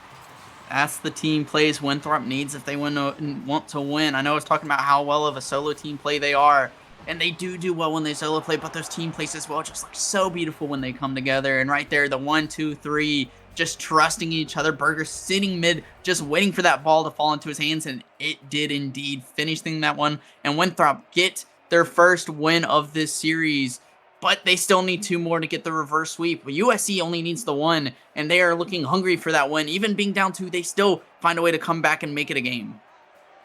Yeah, all it takes is 1, though. You know as well as I do. It just takes that 1 game. It takes 1 big momentum boost to carry you through. Now, whether you can get it to game 5 and finish the job, that's where the real question begins. I believe in the first week with Winthrop and UNC Charlotte, Winthrop 2-0 quickly. Charlotte started to bring it back. It looked like it was going to be a successful reverse sweep, and then Winthrop just kind of blew them out of the water in game number 5. And they now have to see if they can do the same against USC. Yeah, I mean, like you said last game with the being relatively close in stats. I mean, 6 saves for each team as well. I mean, we're talking about shots going on, and a lot more shots from Winthrop than it was South Carolina. As we do see, I don't know if the same happened for y'all, but the server has went down for maintenance for me. So I don't know. Is Somber, is that what you're seeing on your end, or am I just? Yeah, classic Tuesday night update. It is 8:30, so yeah. Oh yeah. We might be cooked, chat. We might be. Let's hope we're not, because I would love to see more about this series. But kind of going back into just the rivalry this team has had, because both teams are from South Carolina as well, which I believe it was, correct me if I'm wrong, Somber, but it was the first time that it was 2 South Carolina teams in the grand finals of a LAN and the fall LAN, correct? Or has that happened before? I'm sorry, run that by me one more time. No, I said, was it the first time that 2 South Carolina teams have been in a grand final on LAN before for C3? Or yes. Okay. This was the first time that we actually had a full South Carolina podium. Gotcha. Oh yeah, true, because Clemson upset Charlotte. So yeah, this is, I mean, it's going to be interesting to see. This is basically, I mean, this is the future of C3. Just these South Carolina teams have come to take over after Charlotte had such a dominant run, winning every season so far until now. So I'm excited. I've watched this in the past. I wanted to play, but unfortunately C3 didn't start till after I left UNC Greensboro, and I don't think they allowed Tennessee teams in. But either way, it's still very fun to see these Carolina teams coming together, all these colleges, and just, I don't know, that is just simple to say like that. Looks like we got server back up, and we head into the illustrious game 4. Looked like a sweep. Felt like it was USC's game to lose, and they let it get away from them. Winthrop came out, won the game in OT, and now we head into game 4, where Winthrop still fighting through a deficit in the series, and need to go ahead and get things ramped back up here, as we got everything ready to go. And through the first 30 seconds, a little bit of back and forth, getting a feel of the lobby. Phantom might be feeling the lobby a little bit more than everyone else, but it does go bar down and out, and we play through tied up at 0. And Winthrop going to be looking to see what they can take advantage of here. We saw the demos come out, that we know that that's going to be their #1 thing, going through, and almost just so close, and finally goes through. So all the mistakes going on the back line here, they're just the mistouch from SAT, almost having to make that touch out, and does, but it doesn't matter in the end. We have that second man there to finish it through, and what a play from Winthrop, I guess, and the mistakes from South Carolina to capitalize on to get them up 1-0. Now USC fighting from a deficit, but can't count them out. They came down from 2-0 in the last one. They weren't able to get it done in OT, but see if they're able to get a little bit more juice flowing early. It took up until almost the last minute to find those 2 goals back to back, and miss touch there. Turnip will take over, looking for the skies. Able to air dribble past one. Monster King able to get a couple follow-up touches to basketball dribble that one off the backboard. SJT pinch back out mid. Og looking for a touch over one. Phantom awkward, but will get the touch out and cleared. Burger tries to carry it through the midfield line. SJT off the pass from Turnip. Now Burger, Phantom also on that back wall. Both of them combine and play a little bit of defense.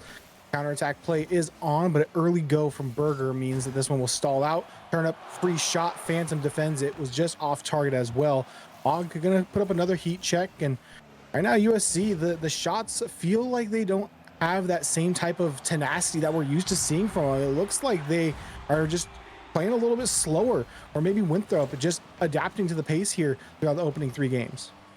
I was about to say, both teams looking more awkward. I don't know if maybe it's the nerves settling in a little bit, knowing that after you lose one game, especially an overtime game, Winthrop, they get to take that little bit sigh of relief, because like, okay, we're still alive. The Gamecocks are like, we only need to win one more, but that one game can turn out to be our downfall, as we see another shot going on here. And right now, Winthrop, their backline has looked kind of scarce. I mean, they just double commit a lot, and they're leaving that net open from what I've seen, a lot less than what we've seen in the past 3 games, where they have looked strong on that back end, having that third man stay still and just wait for the shot to come to them. South Carolina, luckily for Winthrop, South Carolina has also looked shaky in their own regard, being able to try to put shots on target, but nothing to really go through, or even really going in front of the net. As we've seen, it just looks like struggle after struggle. Right now, this is basically a battle of who is going to struggle less in these next 2 games, if it gets to that, unless South Carolina can pull off another comeback like they did last game and end up taking it home this time. But so far, it has been all Winthrop, up 2-0 still with 2 minutes remaining. Og just off. Not enough boost to extend the play and get that skim out. Now it will be Phantom off the ceiling. Turnip gets it center off the touch by, I believe that was Burger on the back line. Almost dangerous. Monster King was there, but through the missed touches and maybe not the intended plan, they do find themselves out of harm's way for now. Og looking to kick back the offense right up on this blue side. Turnip soft shot. Phantom over the top of Burger. Burger bumped. Now Monster King. Much needed beat on that 50-50 play. Playing it back down 50 again into the corner. Burger not able to grab the touch they wanted. SJT takes the boost. It's sent straight into Phantom, who ends up demoing them, and Turnip gonna clear this one across. Looks for the early jump. Grabs that boost for Burger, and Phantom again clear out. SJT thought they had the read. Wastes through a lot of boost. Now the counter's on for Winthrop, and it feels like 2 goals, despite the lax offense coming out from USC, does not feel safe heading into this final minute. They are pressing here, trying to get a 3rd goal in, trying to get this secure through. And final minute now, 60-second warning, and Burger keeping this one alive here in the orange half, trying to bleed this clock and maybe find one more.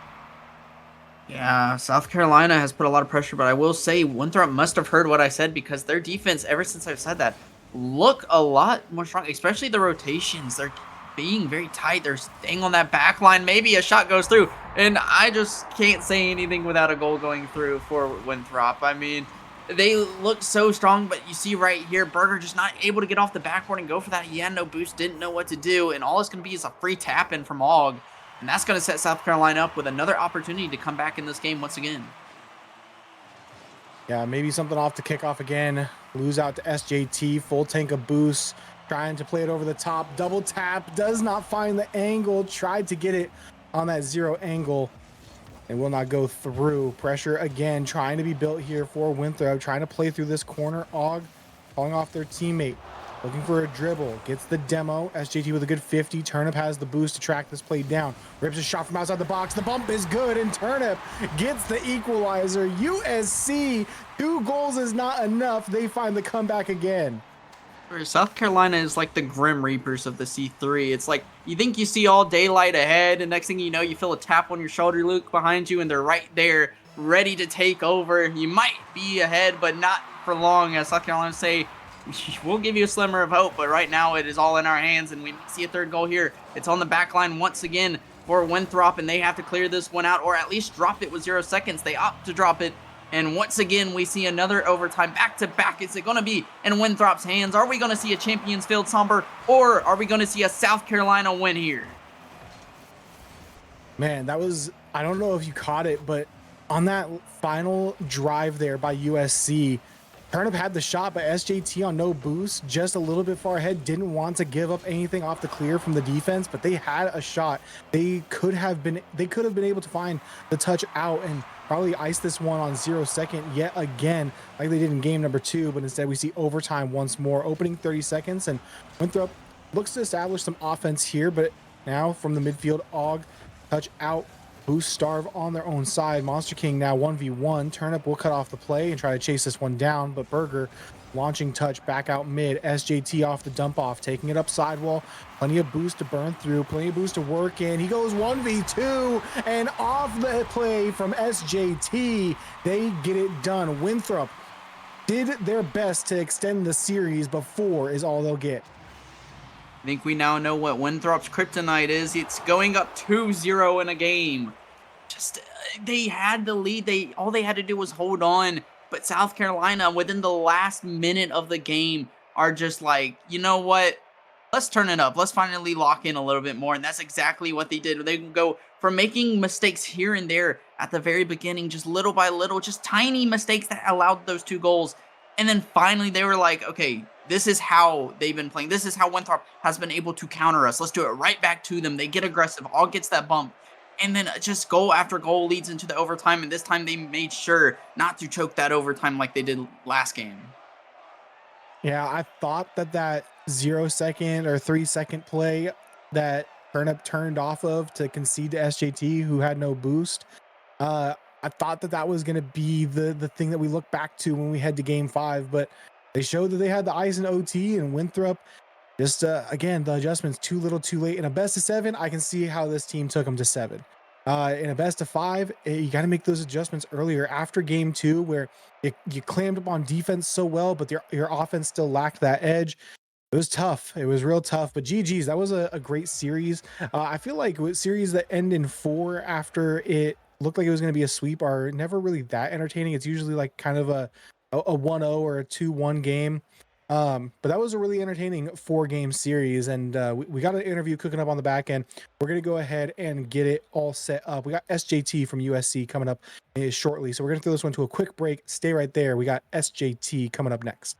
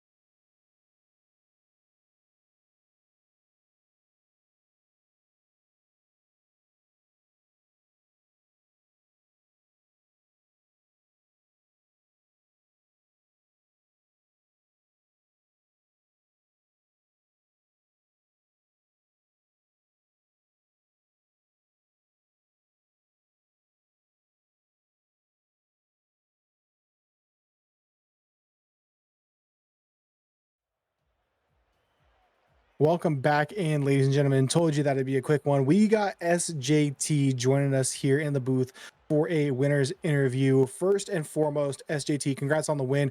How are you feeling? I'm feeling great. You know, it's always good to come out and win against a team like that. Yeah, simple as that. Winthrop is a good team, and knowing about the battle y'all had at the Fall LAN with it going to Game 7 overtime, were you looking into this kind of being like, okay, we know that it's going to be a closer series. It was a hard-fought battle that we ended up winning at the LAN, or did you go in saying, we know that it was close last time, this time we don't want it to be as close, so you're coming in like throwing in haymakers? Yeah, definitely the latter. we knew that maybe some of those games shouldn't have been so close. It's just stupid mistakes and making sure that we're playing exactly how we know we should or can play.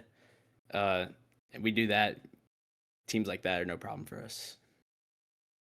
I mean, it definitely showed with some ice in your veins, I would say, with that game 2, game winner, 0 seconds. You setting up that play to a call game. And then in game 4, the overtime winner coming back down 2-0. Speaking of going down 2-0, back-to-back games, y'all were down 2-0 and sent it to overtime. Is that just the strategy for y'all now, where y'all just go down and then finally within the last couple minutes, you just kind of click with each other, where you kind of figure them out? Or is it just kind of like, okay, we need to lock back in. We know that we're down 2-0, but we know we can get back in this game pretty quickly. Yeah. We just sometimes we start pretty slow. It can be a little trolly. I mean, I practically owned gold in that last game. But once we realize it'll be like, oh, yo, I'm trolling. Let me lock in, and then it's just, easy from there. We know what we have. We know that we can play great together as a team, and as long as we're not just doing stupid stuff like own goaling, it's clicks. Yeah, so kind of piggybacking off of that, you talked about in week 1, we asked you like what the break was like. What do you guys do to prepare? The short and sweet of it all was you guys don't really have the time to grind and scrim and play together like some of these other programs. Have you felt that just now being at kind of the halfway point, or just about the halfway point here in C3, and getting other leagues, SEL, stuff like that under your belt, do you feel like you guys can play a little bit more confident now, and now the rust is knocked off, you got some more reps, you guys can start getting back to that top team in the country, one of the top 48 teams, one of the top 48 best in the country kind of form? Yeah, for sure. I mean, it feels like every league match that we've played, we've just gotten more consistently better. And it'll continue to be that way until, which I don't even know what our peak is yet. I think we can do some great things. We'll be playing in the CRL qualifier coming up this weekend, hoping to put in a good result there. But I think we have a bunch of potential. The more games, the more reps we get, sky's the limit. Yeah, absolutely, man. I mean, me personally, no bias, no type of, yeah, I guess bias is the only word. Going into it, I could definitely see you guys being like a LCQ contender with this new expanded format, or making a run towards league play, and it's gonna be tough. But I think that you guys are starting to get built for those tough runs. I'm looking forward to seeing what you guys can do this weekend and through the back half of this season here. But hey, as always, SJT, you're an absolute pleasure to have on the desk doing these interviews. But before we let you go, you got any shout outs that you want to give? Yeah, shout out to my teammates Turnip and Og, and also shout out the people back at our club, the Gamecock Esports Club, always supporting us. Okay, man. Well, again, congratulations on the win. We'll catch you, I'm sure, multiple more times throughout the season to see what you guys are made of and defending your title. But we do have one more match left to be played. Wake Tech taking on NC State. That's coming up next. So go ahead, lock in, grab some water, grab a little snack. We got one more left for the night.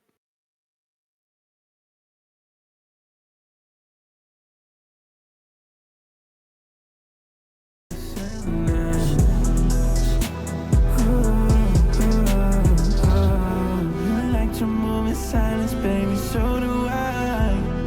This could either be hell or a paradise. Talking to your friends, baby, so do I. About you, we both know it's too late. I forgot I lied to you. We both know it's too late. I forgot I lied to you. Forgot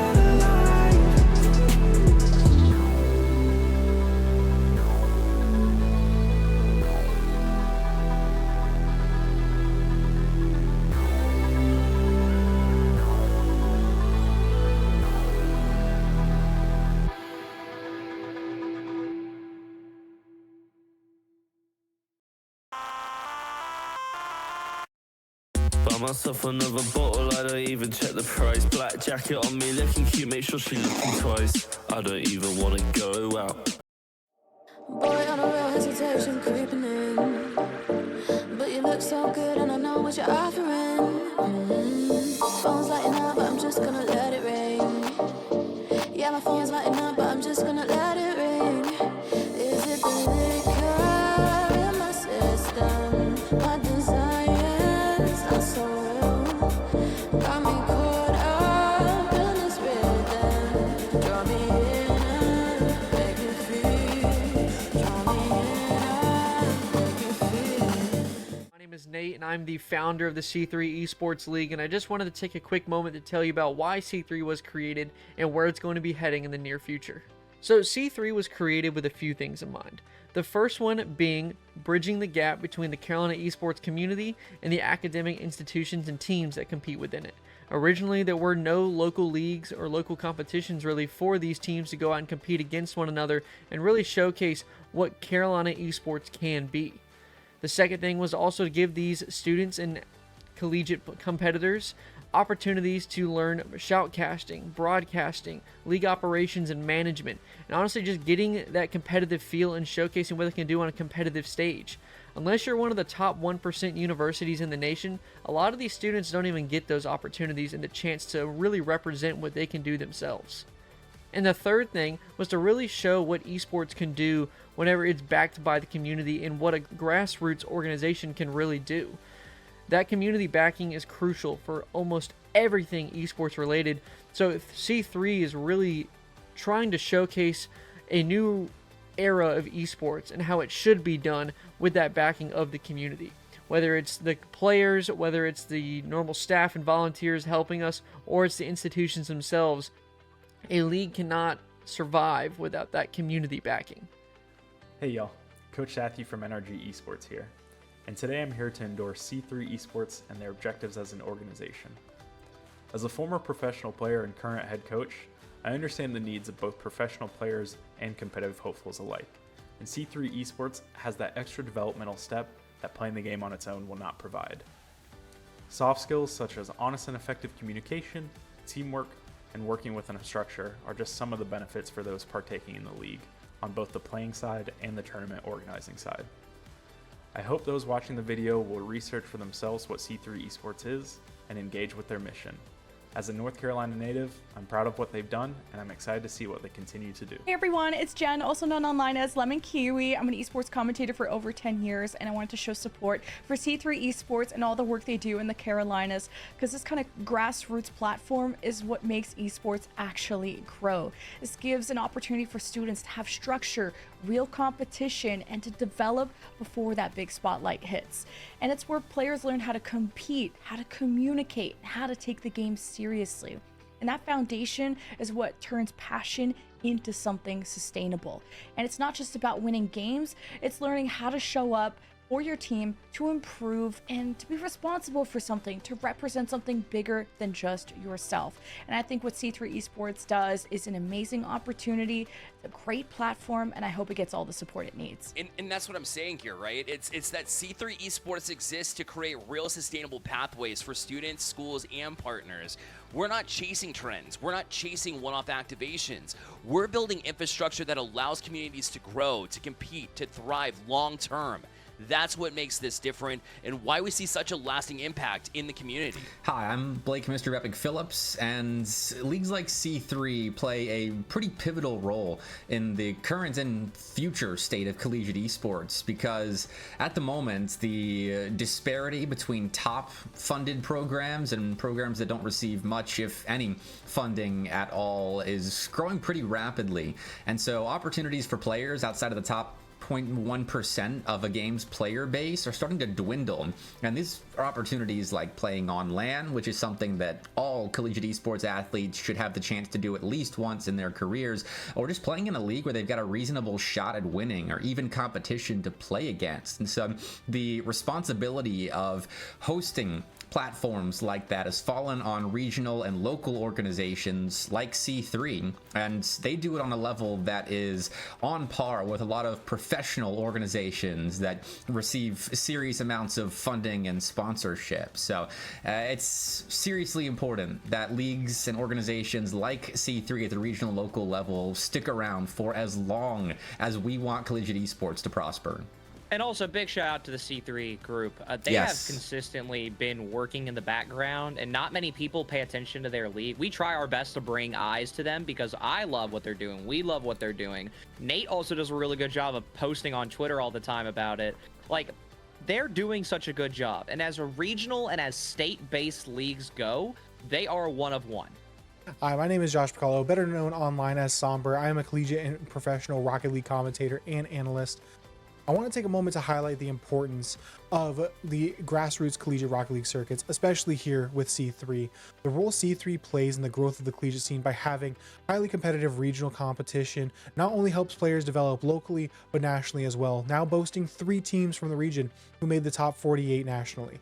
C3 also provides a great viewing experience for their fans, hosting weekly streams that give a professional feel and give a platform to these players to highlight their gameplay, and for giving fans a way to keep up with all the action week in and week out for the entire semester. The biggest opportunity that C3 provides for the students, staff, and programs is their unique LAN experience, giving players who otherwise may not have their shot to compete on stage a way to compete in person and in front of a live audience. All of these opportunities a league like C3 brings to the region are crucial not just for player development, but for staff, organizers, broadcasters, and the overall collegiate esports ecosystem. Leagues like C3 help build confidence, professionalism, and long-term pathways within Rocket League and esports as a whole.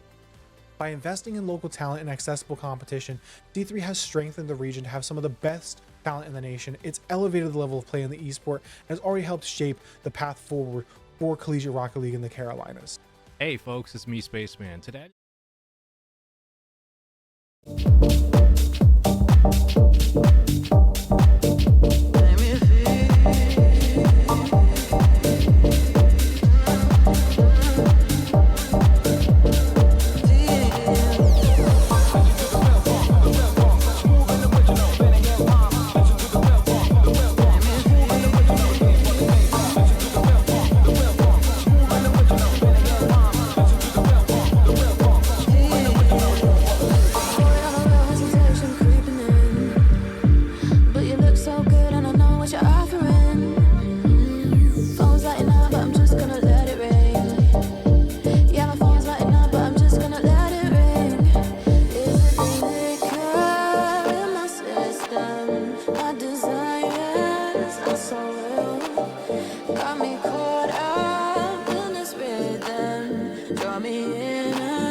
Make me feel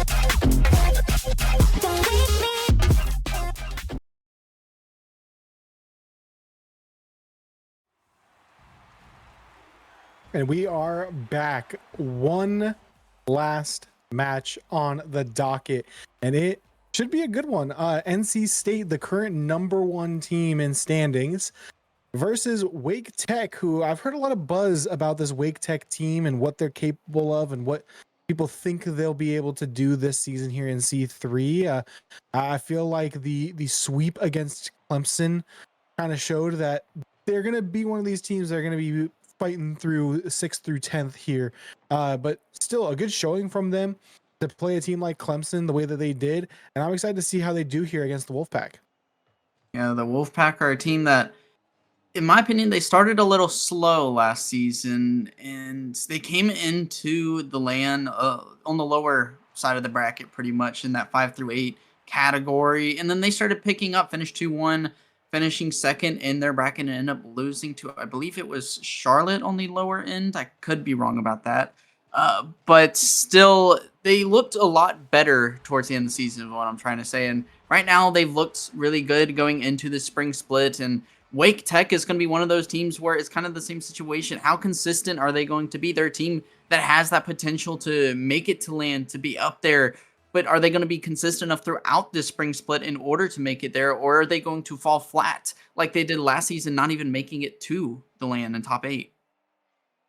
Well, you know, I will try my best to parse through the hopium and the bias that Colson had on the desk earlier, but he was saying that they feel good. They feel like they were kind of able to shake off some of the new team, the new semester jitters, and work through a lot of their issues. And I think that that's been the case with a lot of these teams, not just here in C3, but kind of on the national scale as well.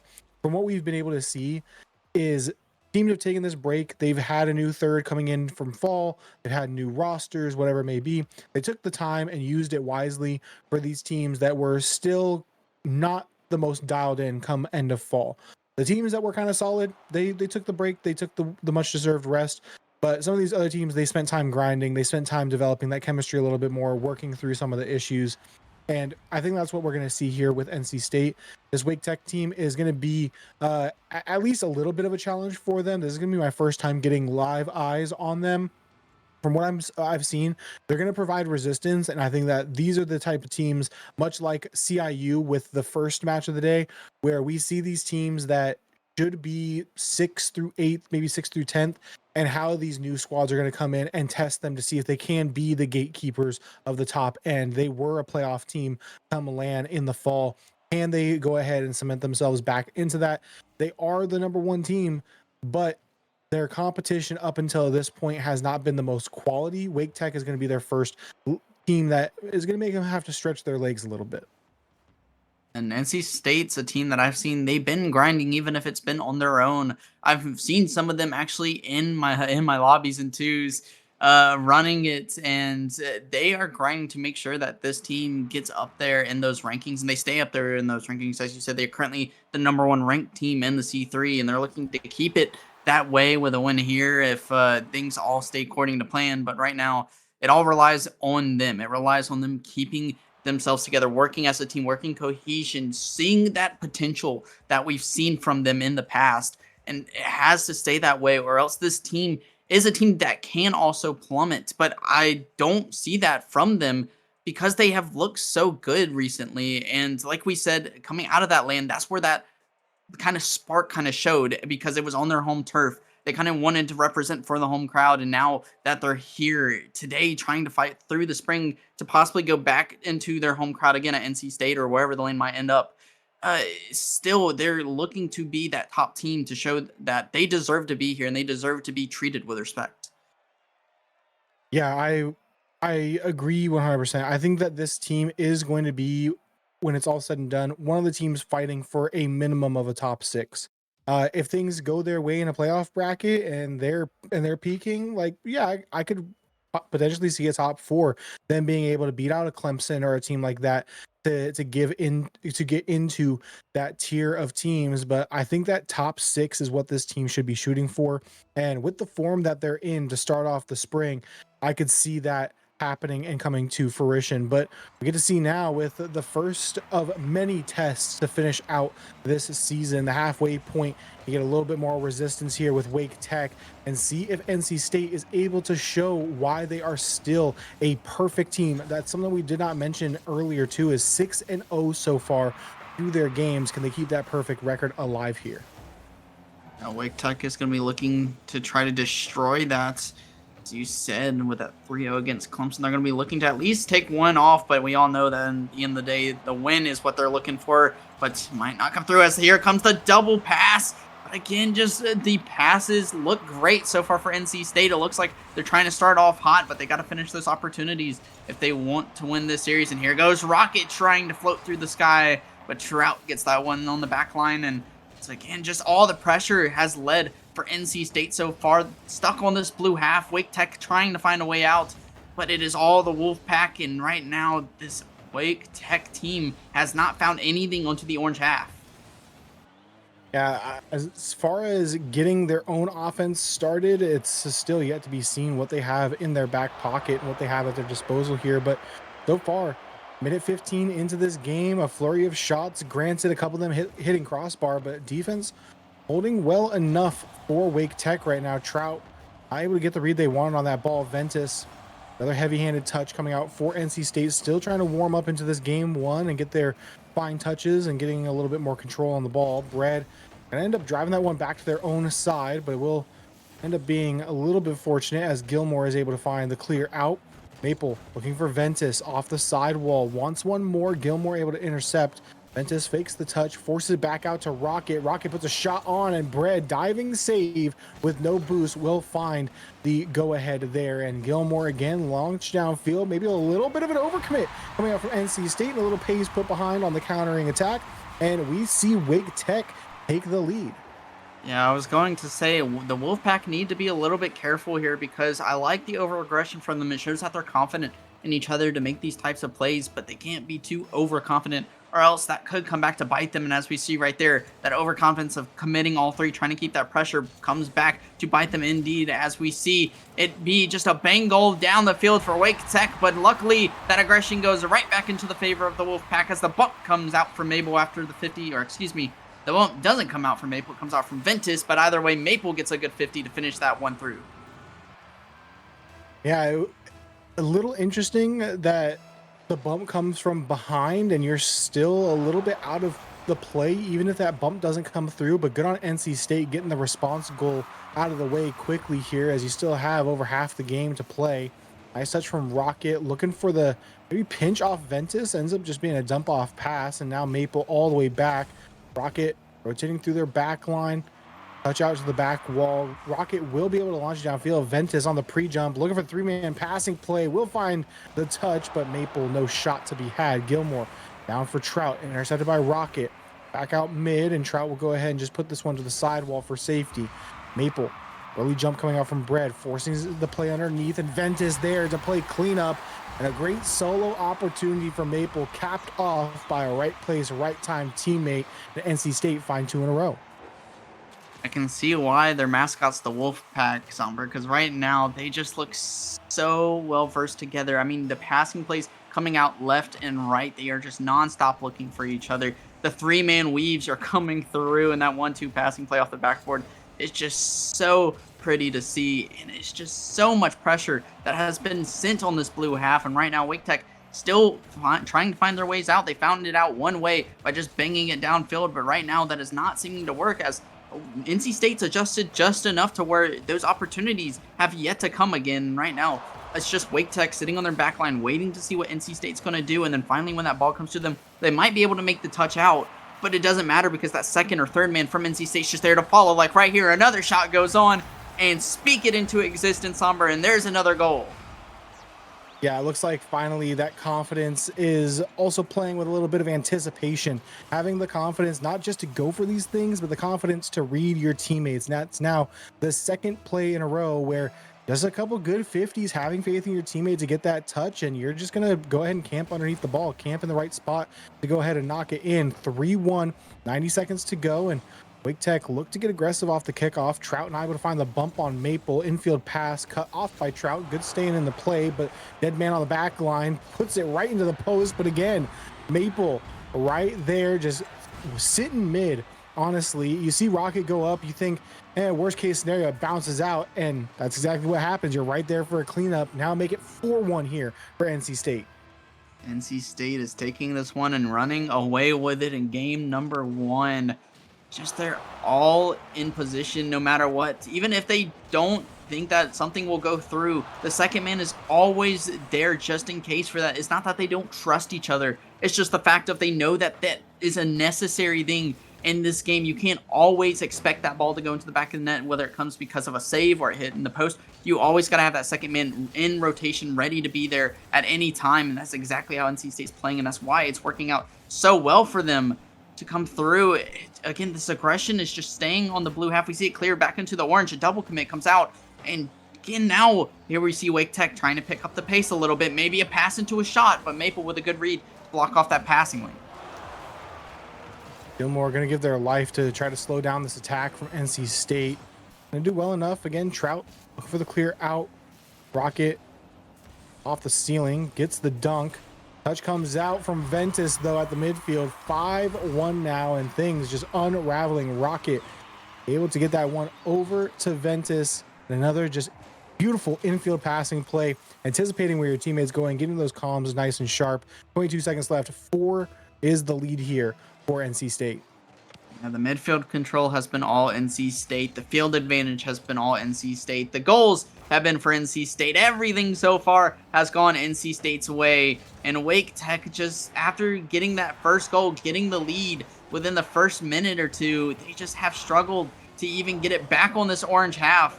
And right now, NC State making a statement first game in this best of 5, showing why they're 6, now 7-0, showing why they are currently 2-0 in series, looking to go 3-0, and that is going to be a little cherry on top to finish 6-1 in game number 1. Man, that always hurts. I feel like whenever I'm playing, and on the rare occasions I do actually play the game, the 0 second, you intentionally try to slam it down, or you get one final touch, and you're like, okay, it's finally over. 5-1, that's the final. Oh, never mind, it's 6-1. But great on NC State for keeping their foot on the gas through zeros and making sure that they really show that they are the better of the two teams. Early resistance coming out from Wake Tech. The first 2 minutes of that game played really well defense, or played really good on defense, but well enough is all they were able to do at the end of the day. NC State, once they started clicking, once they started having the, we'll call it opportunistic second man, keeping that mindset of, I'm going to trust my teammate to get the shot, but not hit the shot. We're going to be able to put something on target, and I'm going to position myself in the most optimal way to be a clean and easy second man on a follow-up. NC State really just opened the floodgates. Everything went their way. Like you said earlier, they dominated the midfield. They turned the lobby from a 50-50 into this is Wolfpack territory. And it's going to be a lot from Wake Tech to go ahead and try and reverse the script on that. Yeah, and I mean, if we saw the stat line at the very end, it was 14 shots for NC State and only 1 for Wake Tech, kind of showing the domination stat line just through that alone. The one shot was that Bengal that they got at the very beginning. But Wake Tech, again, we have to see them get it onto that orange half before they can start doing anything. They have to get out of their own half. That is going to be the #1 way they start picking up and even being able to get more chances against this NC State roster. But NC State, again, they're just controlling the field so well that it's hard to find these little gaps that they're leaving, because realistically, they aren't leaving much, if any. They're just cutting everything off. You see their Ventus getting the cut in the midfield to Rocket. Rocket's already upfield waiting for his teammates' touch. You can't do much as a team unless you're already expecting that and then playing for it, but it's hard to expect it whenever the other team's already expecting it before you. So it's just this battle of who's going to get it first. And again, speaking of getting it first, Wake Tech gets the first goal of game number 2 back-to-back. But does that mean it's going to be the same result, or has Wake Tech finally woken up a little? I think that right now NC State, they started out this game with the play fast versus play quick. Playing fast, you know, every ball is in front of you, you got to touch it. You got to be the first one to touch the ball, get a touch out, get whatever. Not playing with much control, but playing quick, playing a little bit more poised when you have that, playing for beats. And if it turns into a 50-50, then you're still in a good position to try to win that 50. You know, trying to make these quick snap decisions and make the right play quickly instead of just playing at breakneck speeds, trying to be supersonic all the time. That is what led to that goal. They got a quick touch, it ended up back out mid, and again, you're clustered up, you're all trying to bang it, you're trying to chase the ball around, and just another quick little touch from Gilmore. They know that they're not going to get the beat, play the 50 instead, and Trout rushes to the ball, and that's where that pace comes to be a difference. Now, Wake Tech showing that they got a little bit of juice to them. They got a little bit of swagger now. 2-0 in the opening 2 minutes. They're going to play pretty comfortably to finish out this game. NC State, it seems like that's been their downfall. What's allowed these, like, 3 of the 3 goals, really, if not at least 2 of the 3 goals, is just the overcommits. Having that double commit. Again, the third man diving at that, and it's just a wide open bang downfield. Wake Tech is just taking advantage of all the overcommits coming from NC State. The Wolfpack have to slow down. They have to be more patient on that back line. We saw them controlling the mid well, but right now there is no mid to control because all 3 of them have sent themselves way past that mid. And Wake Tech has taken every opportunity they've been given and just run home with it. So right now, it looks like a switch in the script. So we saw a 6-1 game win from NC State, and right now it's looking like they're going to be having the ones to either hold off of that or try to come back from this 3-0 with still 3.5 minutes remaining. Yeah, that is at least the benefit here for the Wolfpack is you have over 3 minutes left to play, but if you keep playing like this, it's going to be really tough. Bread, again, just everyone pushed out, last man back, rushes the touch. I don't know if they know that there's no one back to play behind them. Maple had a couple more seconds at the very least to go ahead and read that off the crossbar a little bit better, but they jump early. They have to commit to the play, and ends up being a 4th in the back of your net. We're just seeing these goes on plays where you can afford that extra second. I know you want to be the first to the ball. I know you want to play quickly here, but you got to make the right reads at the end of the day. And you're just trying to play with pace with no real intention. It's going to be rough to get yourself back into this, but under 3 minutes to go, 4-0. Wake Tech, again, they're going to be able to clam up on defense here, try to park the bus, even though that it is early. See if NC State's able to cook something up. Rocket, an absolute screamer. Ventus on the follow-up. Maple wanted the tap in, but Trout able to eliminate one member, start the counter downfield, and play some great defense. Wake Tech fully locked in here. We're going to get an own goal.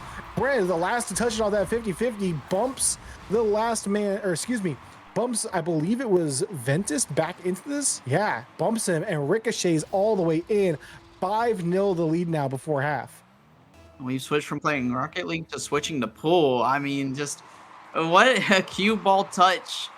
In Wake Tech, if I'm NC State here, you got to take a second because right now I think they got a little too overconfident coming in from last game. You know, you win 6-1, get that last squad 0 seconds to make it that 6-1, and you're thinking you're all high and mighty, and now you are back down on earth with everyone else because you realize we've come into this game a little too. We know we won last game. We know that they didn't look as good, but Wake Tech has figured us out. They have figured out our patterns. They know that we're going for these passing plays. They know that we're getting overly aggressive. All 3 are sitting up. NC State, they have to be more patient on that back line. Send that second man into the midfield. Control the mid again like they were used to like last game. But it's just that game plan has fallen apart, and the puzzle pieces have not fallen into the right spots right now for NC State. Well, Wake Tech, the puzzle was all scrambled last game. They couldn't find a single corner piece of anything, but right now that whole entire outer border is completed, and the middle is getting put piece by piece together, and it has looked so good so far from Wake Tech. Yeah, and again, the kind of pacing yourself out of the lobby on NC State. I don't know how this wasn't a 6th goal. It might be here with Brett off the counter. But you had Maple dive from mid, going all the way, speed flip, pre-flip, challenging a ball, and all they did was pop it above them. And then 2 go on the back line. It was an open net, but this Wake Tech, again, just confident. Another quick beat at midfield. Brett was playing the beat, and he got it. 1:04 left on the clock, and 6-0 here for Wake Tech.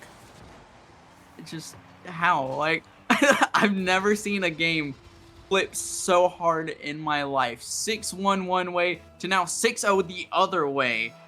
It's like, it's not even close games. It's just which team is going to start out strong, and then whoever starts out strong is just going to end up flying with colors throughout the rest of the game. We might see a goal here from NC State to get some momentum back, but with only less than a minute remaining, I just do not see this being a comeback possibility for NC State. Right now, they're just fighting to get that momentum swing, to at least get something on their side. Because right now, it has looked all Wake Tech. Finally, we see a goal come through off the bump play with something we saw last game that they did so well, but we haven't seen at all this game until now. And NC State get a little bit of hope back, a little bit of momentum, but will it be enough going into next game? I mean, I don't like to say garbage time because I know that, you know, you can score 2 or 3 more goals and that is momentum. But this is as much garbage time as I can see. This has been just utter adaptation and dominance. You're getting beat on every ball. You're getting beat on every play, it seems like, from the side of Wake Tech.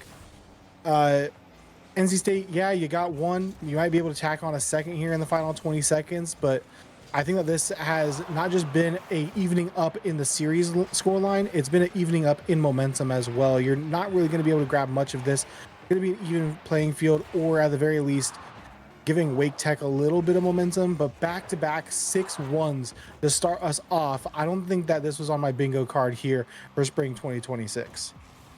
Especially with how dominant NC State has looked so far this season. Like you said, they started out 6-0, and now they, after last game when it was 7-0, but finally, first loss coming to Wake Tech, who, again, we saw them lose 6-1. We've been saying it over and over again about how it's 6-1, now it's 6-1.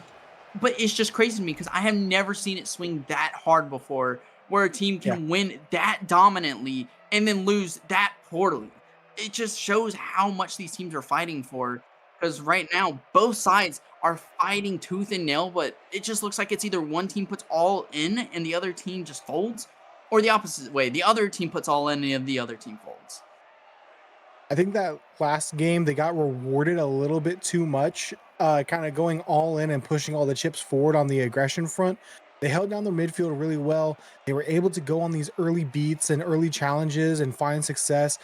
But this game, Wake Tech, they manipulated the lobby a little bit in the sense that they were like, all right, we're going to play fast. We have to play fast to you. But then we're going to hit these cheeky little, we're going to slow down. We're going to change the tempo. We're going to make you dive and put yourself out of the play. Turn this into a numbers advantage. Turn this into a probability game. And they were just taking the higher efficiency opportunities. They were just making the situation improve to benefit them more than NC State was able to do for themselves. And, you know, the all-out aggression, it works against some teams, but Wake Tech, it seems like that's not going to be their kryptonite here in this series.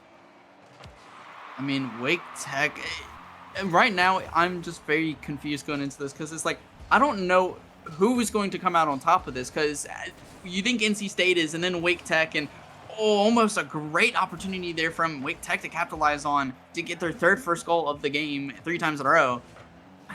It's just, again, we'll see who really comes out on top once that second goal goes through. Like, the first goal goes through, it's still like, okay, it's whatever. Then that second goal goes through, and they're like, okay, now it's about to be a scoring frenzy by this one team. Obviously, that's not set to happen this game, but if it's like the other 2 games we've seen, then it very well could be, because it just looks like the defense, once that second goal goes through, they just get so confused. They try to over-aggress. They try to make sure that they can get back in the game, but that is not what's needed in this series. If you're on the losing end, you need to calm it down a bit. You need to take your spacing wisely, and you need to make the most of your chances, because right now, they're just throwing everything at the wall and hope it sticks, but so far, it's just been non-stick Pam spray on every opportunity, because right now, it is not sticking whatsoever. Bread can find the clear out. Rocket will try to chase it down. Bread on an early go. Maybe a little bit of a bait out, as Maple now has a free look at it downfield. Needs to find a touch center. Gilmore plays it patient through the corner. Bread back out. Wants Trout to go, but a little bit of hesitancy coming out from Trout playing underneath the play. Ventus dropped down. No second man available. And I think NC State has kind of learned their lesson not to be too aggressive, playing a little bit more lax on their rotations, not trying to be super second man heavy, trying to just create off of these solo plays and break down the defense. But Long booming clears and a man downfield. Now Wake Tech gets a post up a little bit. Pinch clear out. Bread able to cut the play off, grab some boost, and buy some time for Gilmore to get back in net. Another long clear downfield, but this time Ventus, they're not going to be caught out with an aggressive third man. They're playing that deep safety on third, and they are making things work here. Still 0-0, 2 minutes into this game. Almost the first goal to go through, but the back line for Wake Tech, standing tall. This is what I expected after those first 2 games. Both teams are getting a little too nervous now to be sending that aggressor forward because they know that being too aggressive can lead to the downfall of them unless it works out in perfection in their case. So right now, sending that third man back and trying to make sure that they don't do anything too risky. But right now, still seems like it's very 50-50, but Wake Tech has seemed to keep a little bit more pressure than NC State has. A nice fake there on the back line. The pass comes out from Gilmore, but Bread not able to get the read. And now here comes the counterattack. Ventus getting the bumps. The net's wide open, but too much time was taken by Maple. He didn't shoot the ball, and it's, again, Wake Tech gets saved on the very last second. So again, NC State trying to make it on their back line, gets it out to the corner, tries to get the bang out, and Wake Tech now forced onto their back line with no boost. Just opportunity after opportunity, time and time again, but no one is taking advantage. It's left and right, Somber, but it just looks like there's 2 left feet at this point. No one can seem to get anything through. Rocket almost goes top bins, but a phenomenal save coming out from Trout. And yeah, it just seems like you get so close yet so far with every single play. Maple that time, another opportunity, gonna go by the wayside. Trout does get bumped, open up maybe another chance here to establish something for NC State. Bread off the backboard, gets it to Gilmore, only able to pop it up. Trout hard commit as third man. Bread again having to make a play, and they do just that. Maple clear across. Trout with a demo, gonna lead Maple in a tough spot, and Trout puts it the wrong direction. Red will be able to recover the play and need to play on through this NC State half. Good bump attempt from Gilmore. Demo at the midfield, opening things up for Maple. No boost to really push the tempo, though. Gilmore again just going to lob this one into orange territory, and under a minute to go now. NC State, they're starting to get put on their back foot here. NC State, they're trying their best. You see the demos coming out of rotation, trying to take over upfield. But just the shots have been either so weak or that second man has played too close to be able to reach that pass. And almost a goal going in there for Wake Tech. They have been the kings of opening up the scoring of the game, but so far it's still 0-0. And right now, whatever goal goes through first will most likely, if not will be, what determines this game 3 and determines who goes up 2-1 in this series to guarantee themselves double match point. Right now, NC State just trying to fight off their back half. As you see, over 1. It's left over 2v1. The miss comes out from Rocket, still able to get a touch, but that missed touch is going to allow for NC State to get back into this. Again, just trying to get back on defense. I mean, and Wake Tech doing everything they can on the middle, going for it, but it's just nothing. And maybe a bang downfield. Ventus has 0, and Gilmore with the 0-second shenanigans, just banging it downfield, hoping for the best. And neither Maple nor Ventus could reach it. The 0-second goal strikes again. That was how they got, I think, 3 of their 6 goals from last game was just off of those simple, hey, last man pushed too far up or didn't have enough boost or whatever it was, and just bang it on target and you get it to go on 000s. What a play. And now you're putting NC State on a tough situation here where it's been blowouts back to back. You haven't been able to gain any momentum. With a 1-0 game, have you been able to, bounce, or are you going to be able to bounce back enough heading into this game 4 where the 1-0 doesn't sit with you? But it's now been, I believe, a 4-0 run after they got that first goal in game number 2. So you've gone scoreless for a good while here for NC State. I mean, that game definitely a lot closer. It wasn't that back and forth that you were saying that we were talking about. It's just, you see it go from, blowout to blowout, now to close game. Both teams are finally starting to adjust to each other, realize what do we need to do to ensure that we can keep this game close while still making it in our favor. And Wake Tech, they've relied on those bangs downfield. Like you said, the first goal they got in game 1, the only goal they got in game 1 was a bang downfield. Most of the goals they got in game 2 was bangs downfield. NC State, it's just their backline is pushed up so far forward. They're trying to trust in each other so heavily, but right now it is not what they need. They have to slow it down. They have to take control like they did in the first game, making sure they utilize those passes well, because this isn't just a battle of C3. This isn't just a battle in North Carolina Rocket League. It's a battle of Raleigh Rocket League. Who's the better team in Raleigh, North Carolina? And so far, Wake Tech opens up the scoring in the 4th game in a row, saying you might be the main college of NC State Raleigh, but right now Wake Tech is coming to show out. Yeah, they definitely are. I mean, again, I said at the top of this series, I think that this is going to be the first real resistance that NC State faces throughout these opening 3 weeks, and Wake Tech is showing that and more. They're not just resistance for this team. They're not just putting a couple extra pounds on the bench press. This is, hey, you're going to have to come out here and set a new PR if you want to beat us. Wake Tech showing up and showing out in this battle between these two Raleigh schools, and NC State, they get the downfield play of their own. Maple able to get it out of the corner. And these are the type of plays that NC State needs to figure out how to play more with. The transition downfield, putting a man up, instead of getting so aggressive with that third, trying to just crack down on the defense and find a shooting lane, create the space yourself, use the space that's given to you, and not trying to be forcing these things through. And kickoffs work just the same. A quick 2-goal swing here for NC State. And just a well-done kickoff by Ventus, and Brett not able to get that reach. The Rocket has all the time in the world just to put that one through. So NC State getting right back on top after going down, as we saw something very similar to game number 1. But I know how a ton of matches or rivalries, they'll have like specific names. Like you think of like collegiate football with Auburn and Alabama, you hear the Iron Bowl and all that kind of stuff. Can we call this the Capital Clash, since it's for Raleigh, North Carolina, trying to battle this out? I think that's a very fair name, because so far these both teams have just been, it just looks like they have a fire in their eyes to win this. Obviously, Wake Tech wants to shut down NC State and show that they're the better team, but NC State wants to keep their hopes of staying just perfect so far through the season. Obviously, they've taken 2 games off of them, so they can't stay perfect, but at least trying to go to 3-0 so far in the season. Yeah, I like the shout on the Capital Clash. I guess if we get game 5, that's what we can call it, because it will truly be a rubber match going back and forth and talking about swings and seeing how close these teams really are to each other. Right now, NC State has swung the other direction. They're starting to get that pressure again. They're starting to get these nice touches out.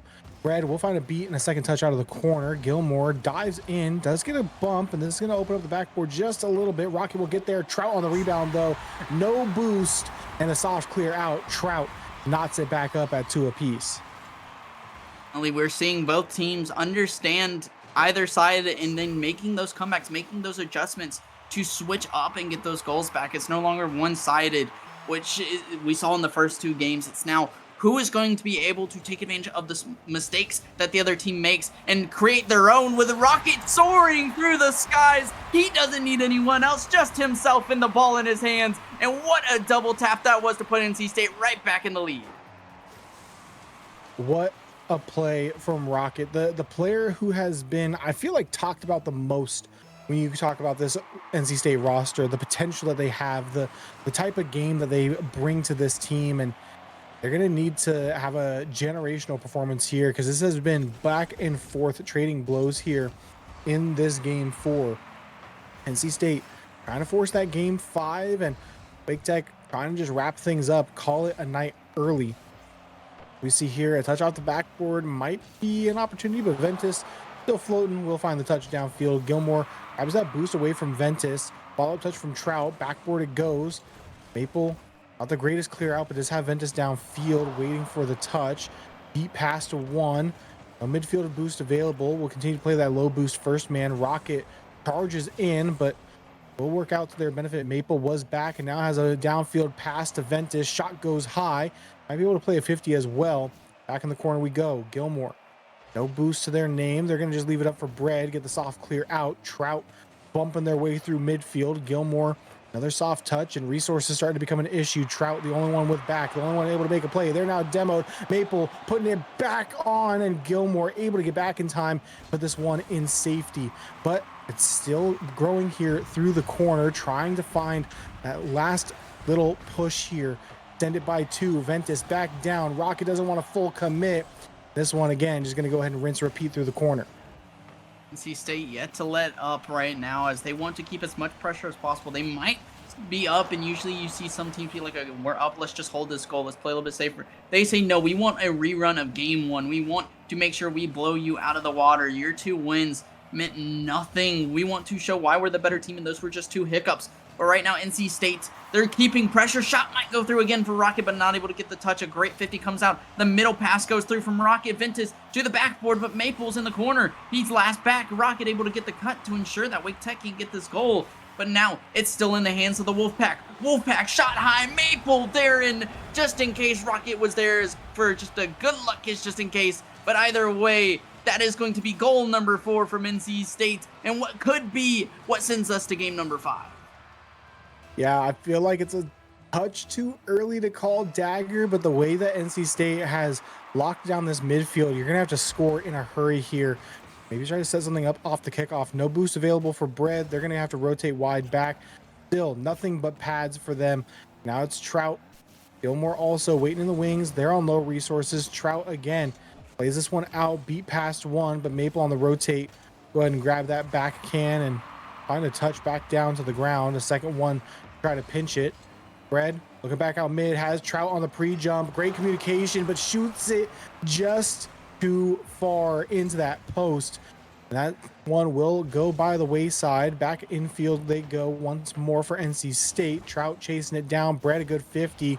The Rocket will find the cut. Gilmore back out Bread. Bread to Trout. 3-man passing play will be barred down and saved away by Maple. What a play on the goal line. That ball was 99% of the way in, and they clutch up, and they have nerves of steel to find the save. Final 15, and Ventus looking to put up a 5th. Will get bumped off the play. Still has the reset.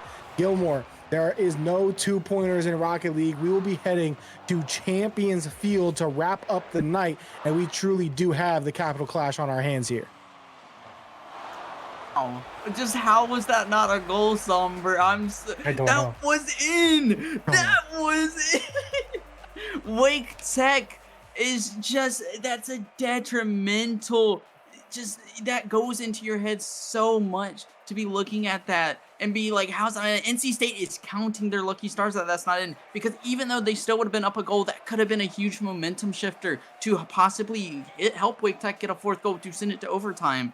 So now, as Rocket just said in game chat, y'all can't see this, but he says, who doesn't love a game 5? I know us, we do. I know that the viewers at home do. And game 5 is where we are heading between Wake Tech and NC State.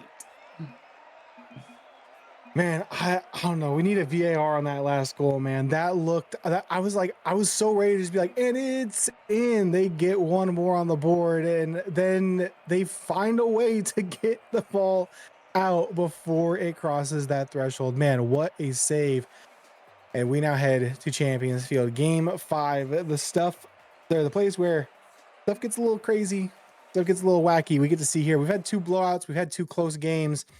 We get to see what these guys have in store for us. Champions Field, a storied place where legends are made. See if one of these teams can come out the other side with a legendary performance to cap off week 3.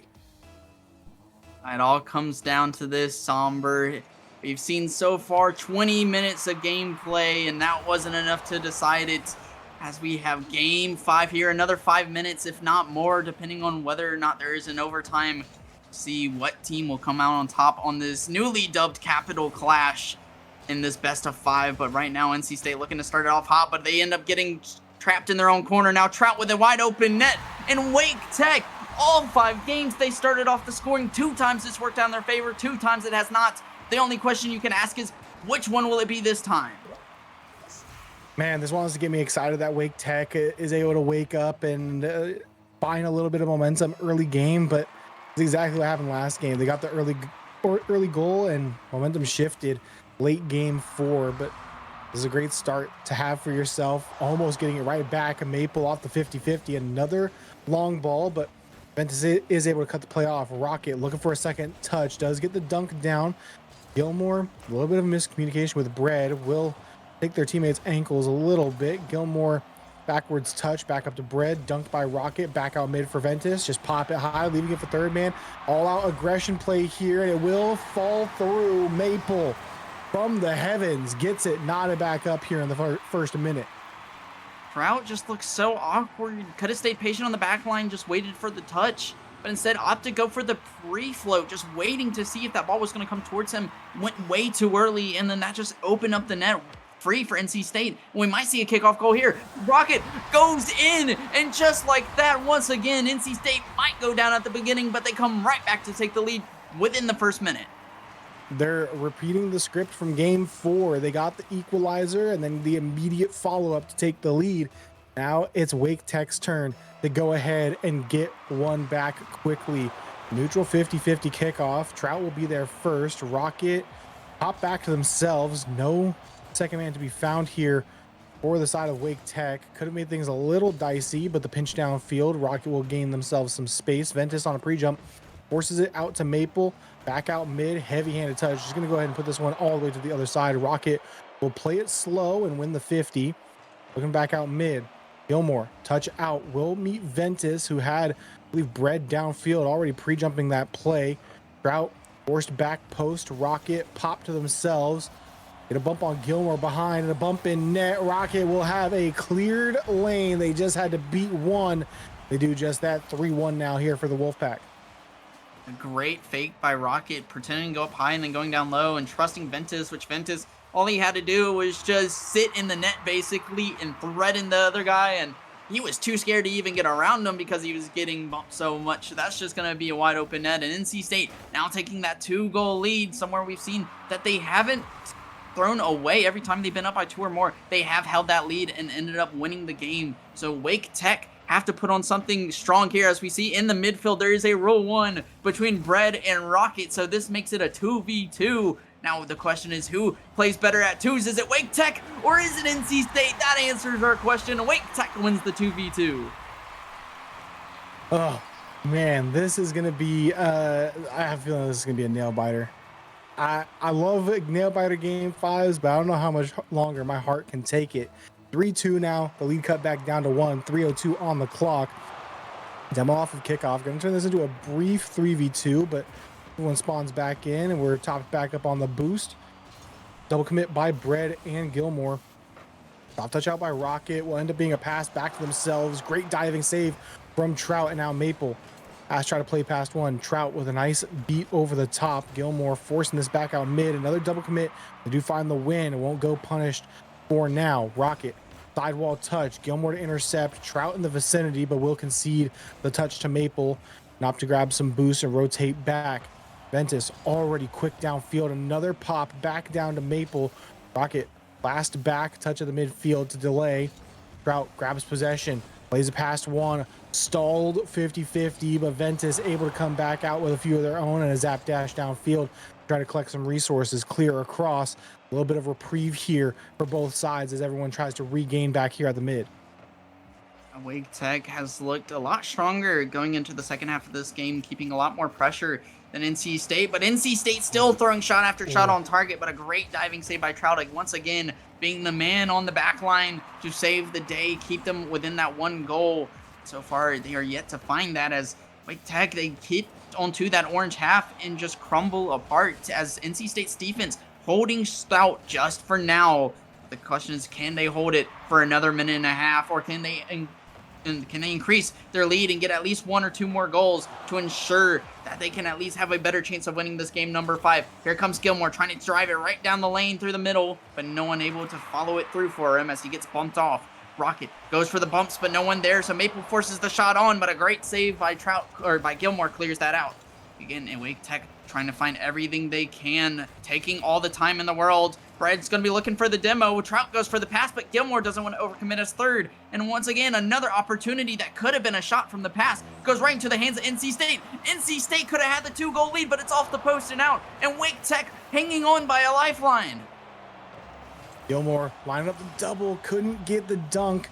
But Bread waits patiently, has 100 can to their name. Plays down Maple.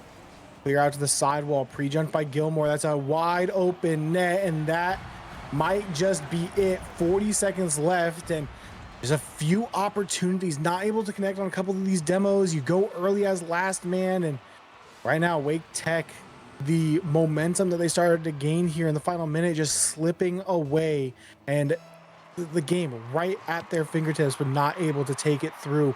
Need something good off the kickoff here. Gilmore gonna go ceiling, force Ventus down below, Bread up early, but I'm gonna make contact, and now 30 seconds remaining. This is gonna be a very dicey situation here for Wake Tech. Wake Tech, they gotta get a goal now if they even want to have a chance at a comeback in this game. As, like I said earlier in the game, whenever NC State has been up by 2 or more goals, they have not lost a single time in this series, and it looks like it is going to stay that way unless a goal can come through here. Trout goes for the shot wide, but it's a little too wide, as that is going to ensure NC State come out on top. They started out with a hot start and then got trampled on in game 2. Game 3 a little bit closer with a 0-second goal, but it doesn't matter. They find a way through in games 4 and 5 to bring this one back in their favor. And NC State Wolfpack are going to be your Capital Clash winners, as the newly termed version of this matchup will be said. Yeah, we're gonna get this time and time again, and hopefully we see this again on maybe a playoff stage or a rather a land stage. But man, oh man, what a game, what a series.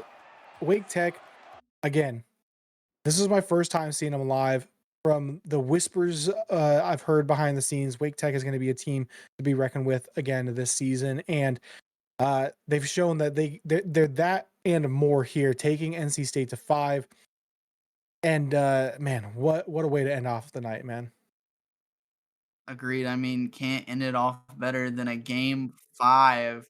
I mean, just the pressure that was pushed by NC State, it looked like they were getting overconfident in a good way, and then that overconfidence led to being terrible for them, as Wake Tech just sat back and threw bang shot after bang shot, just throwing it from their back end into the other nets just with ease. And then finally, NC State learning to adjust in games 4 and 5. And even though they did get scored on, I think 2 times both games, or at least they got scored on in general both games, they still brought it back. The offense held out longer than the defense did, and that's what allowed them to win those last 2 games. So well played from NC State to come back. But we will have a interview here with Rocket here soon after the break. So don't go anywhere, as we will hear from the man himself.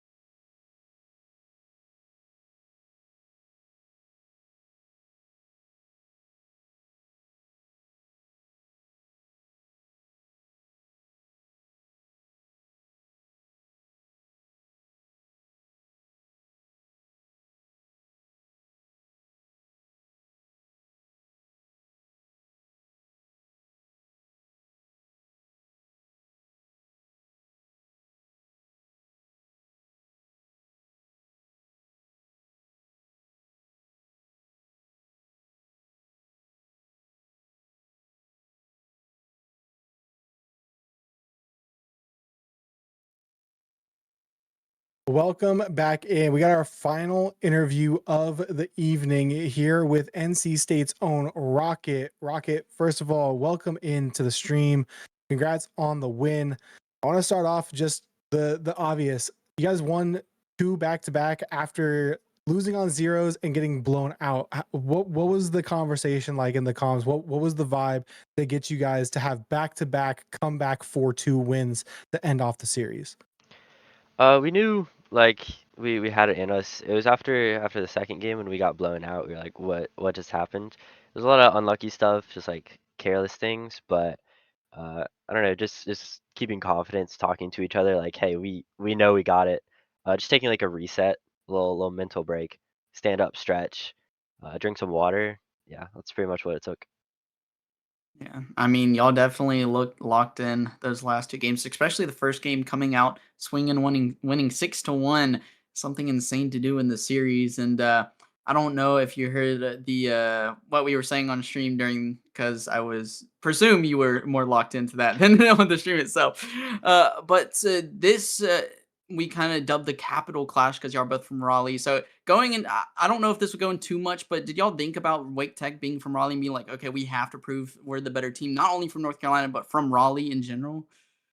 There's a little bit. When we saw Nate's post, like Maple sent it into our little group chat, and we saw the post, and he said, "Should we send this to Reddles before?" And I said, "Why don't you send us beating them to Reddles?" So it was a little bit psychology in contention. Yeah, well said. In fact, that Reynolds listening and watching to make sure that y'all get the dub, even if it is through the post, is something that I bet he'll be happy to see. Because if anyone pays attention to RLCS, he is also a North Carolina native, loves NC State. I saw him wearing the hoodie at the kickoff weekend for the opening of RLCS 2026. But getting away from that, back into y'all, just y'all's teamwork looked impeccable whenever it was on. We saw all three of y'all pushing up field, trusting each other. Is that something that y'all base each other on? Is just having that faith in each other and being able to play that aggressor, knowing that y'all will be there for each other? Or is there times when your gameplay where you have to back off, where you're like, even though I trust my teammates, I know that we have to play safe in these certain situations, or else we might be too far forward? Yeah, it's a bunch of stuff we've worked on doing practices and scrims and like replay reviews. Just thinking how can we work better as a team to maintain pressure? Because there were some issues to the back end, but recently like I found I just don't go for the ball, and then it like kind of works. So that that's a game plan I've found. Instead of like dropping 3 goals 700, if I like sit back and wait and play third, then we work a lot better as a team, and then I can be the one to like push up on the back end to make sure nothing gets by, and it seems to do well. Yeah, I mean, we saw the adjustments mid-series, mid-game. I know a lot of teams that felt that they were pretty confident after fall, took the break to enjoy some time. What was your guys' break like heading into spring? Were you guys, focused individual grinding, just taking the time off to enjoy a break from Rocket League? Were you guys scrimming together? What was kind of the preparation heading into having a more successful spring here? Yeah, after LAN we did nothing like at all. And then even into like a week before the season, we were like, hey, we're gonna practice every every Sunday, and then we like didn't do it 3 weeks in a row. So it was really underwhelming and disappointing. I'm sure we kind of just did nothing fall break, or like kept to our own, nothing together. But I mean, we still talked. We just didn't have a practice through fall break. But I think we've bounced back well, and now we're back to practicing, back to league games. So I think it's worked pretty well. Hey, I mean, so far from teams that I've heard where they just enjoyed the break and then got back to the grind, they've been finding that success, and it seems like the same has translated to you guys. So, again, congratulations on the win. You guys are 3-0 to start the season, looking great, looking like you guys are poised to have a better result and an improvement from fall. Before we let you go and enjoy the rest of your evening, do you have any shout outs you want to give? Yeah, I give a shout out to God, my mom, my grandma, my friend Nolan, my teammates, of course. They did really well sticking with it through it all. Shout out my duo Phantom, and I give it a shout out to the casters, shout out to production, and then my little NC State people, Colson and Avi. I love them too. I think that'd be it. Hey, well, we appreciate you as well, putting on an absolute show tonight. But hey, Rocket, appreciate your time as always. A pleasure to talk with you. But we got to wrap things up here. We still got 4 more weeks of regular season play. Week 3 has concluded in an absolute banger. So we're going to go ahead and wrap things up. Before we head off, Skyline, you got any closing thoughts for tonight? Just what games we just witnessed. I mean, between the South Carolina series against Winthrop and those series we just witnessed right now going to game 5, and I know you witnessed the UNCG one before that. Just insane to end off. And I believe it was a 3-0, then 3-1, then 3-2, right? Is that right, Somber? So you saw every possible permutation. Yeah. So just a great way to end off the night. And yeah, I'm looking forward to the rest of the season to see what these teams can do. Yeah, absolutely. And you will be able to catch us back for week 4. Same great time, same great place. Maybe some new faces, but they're all great nonetheless. So we will catch you guys next week for week 4. See you then.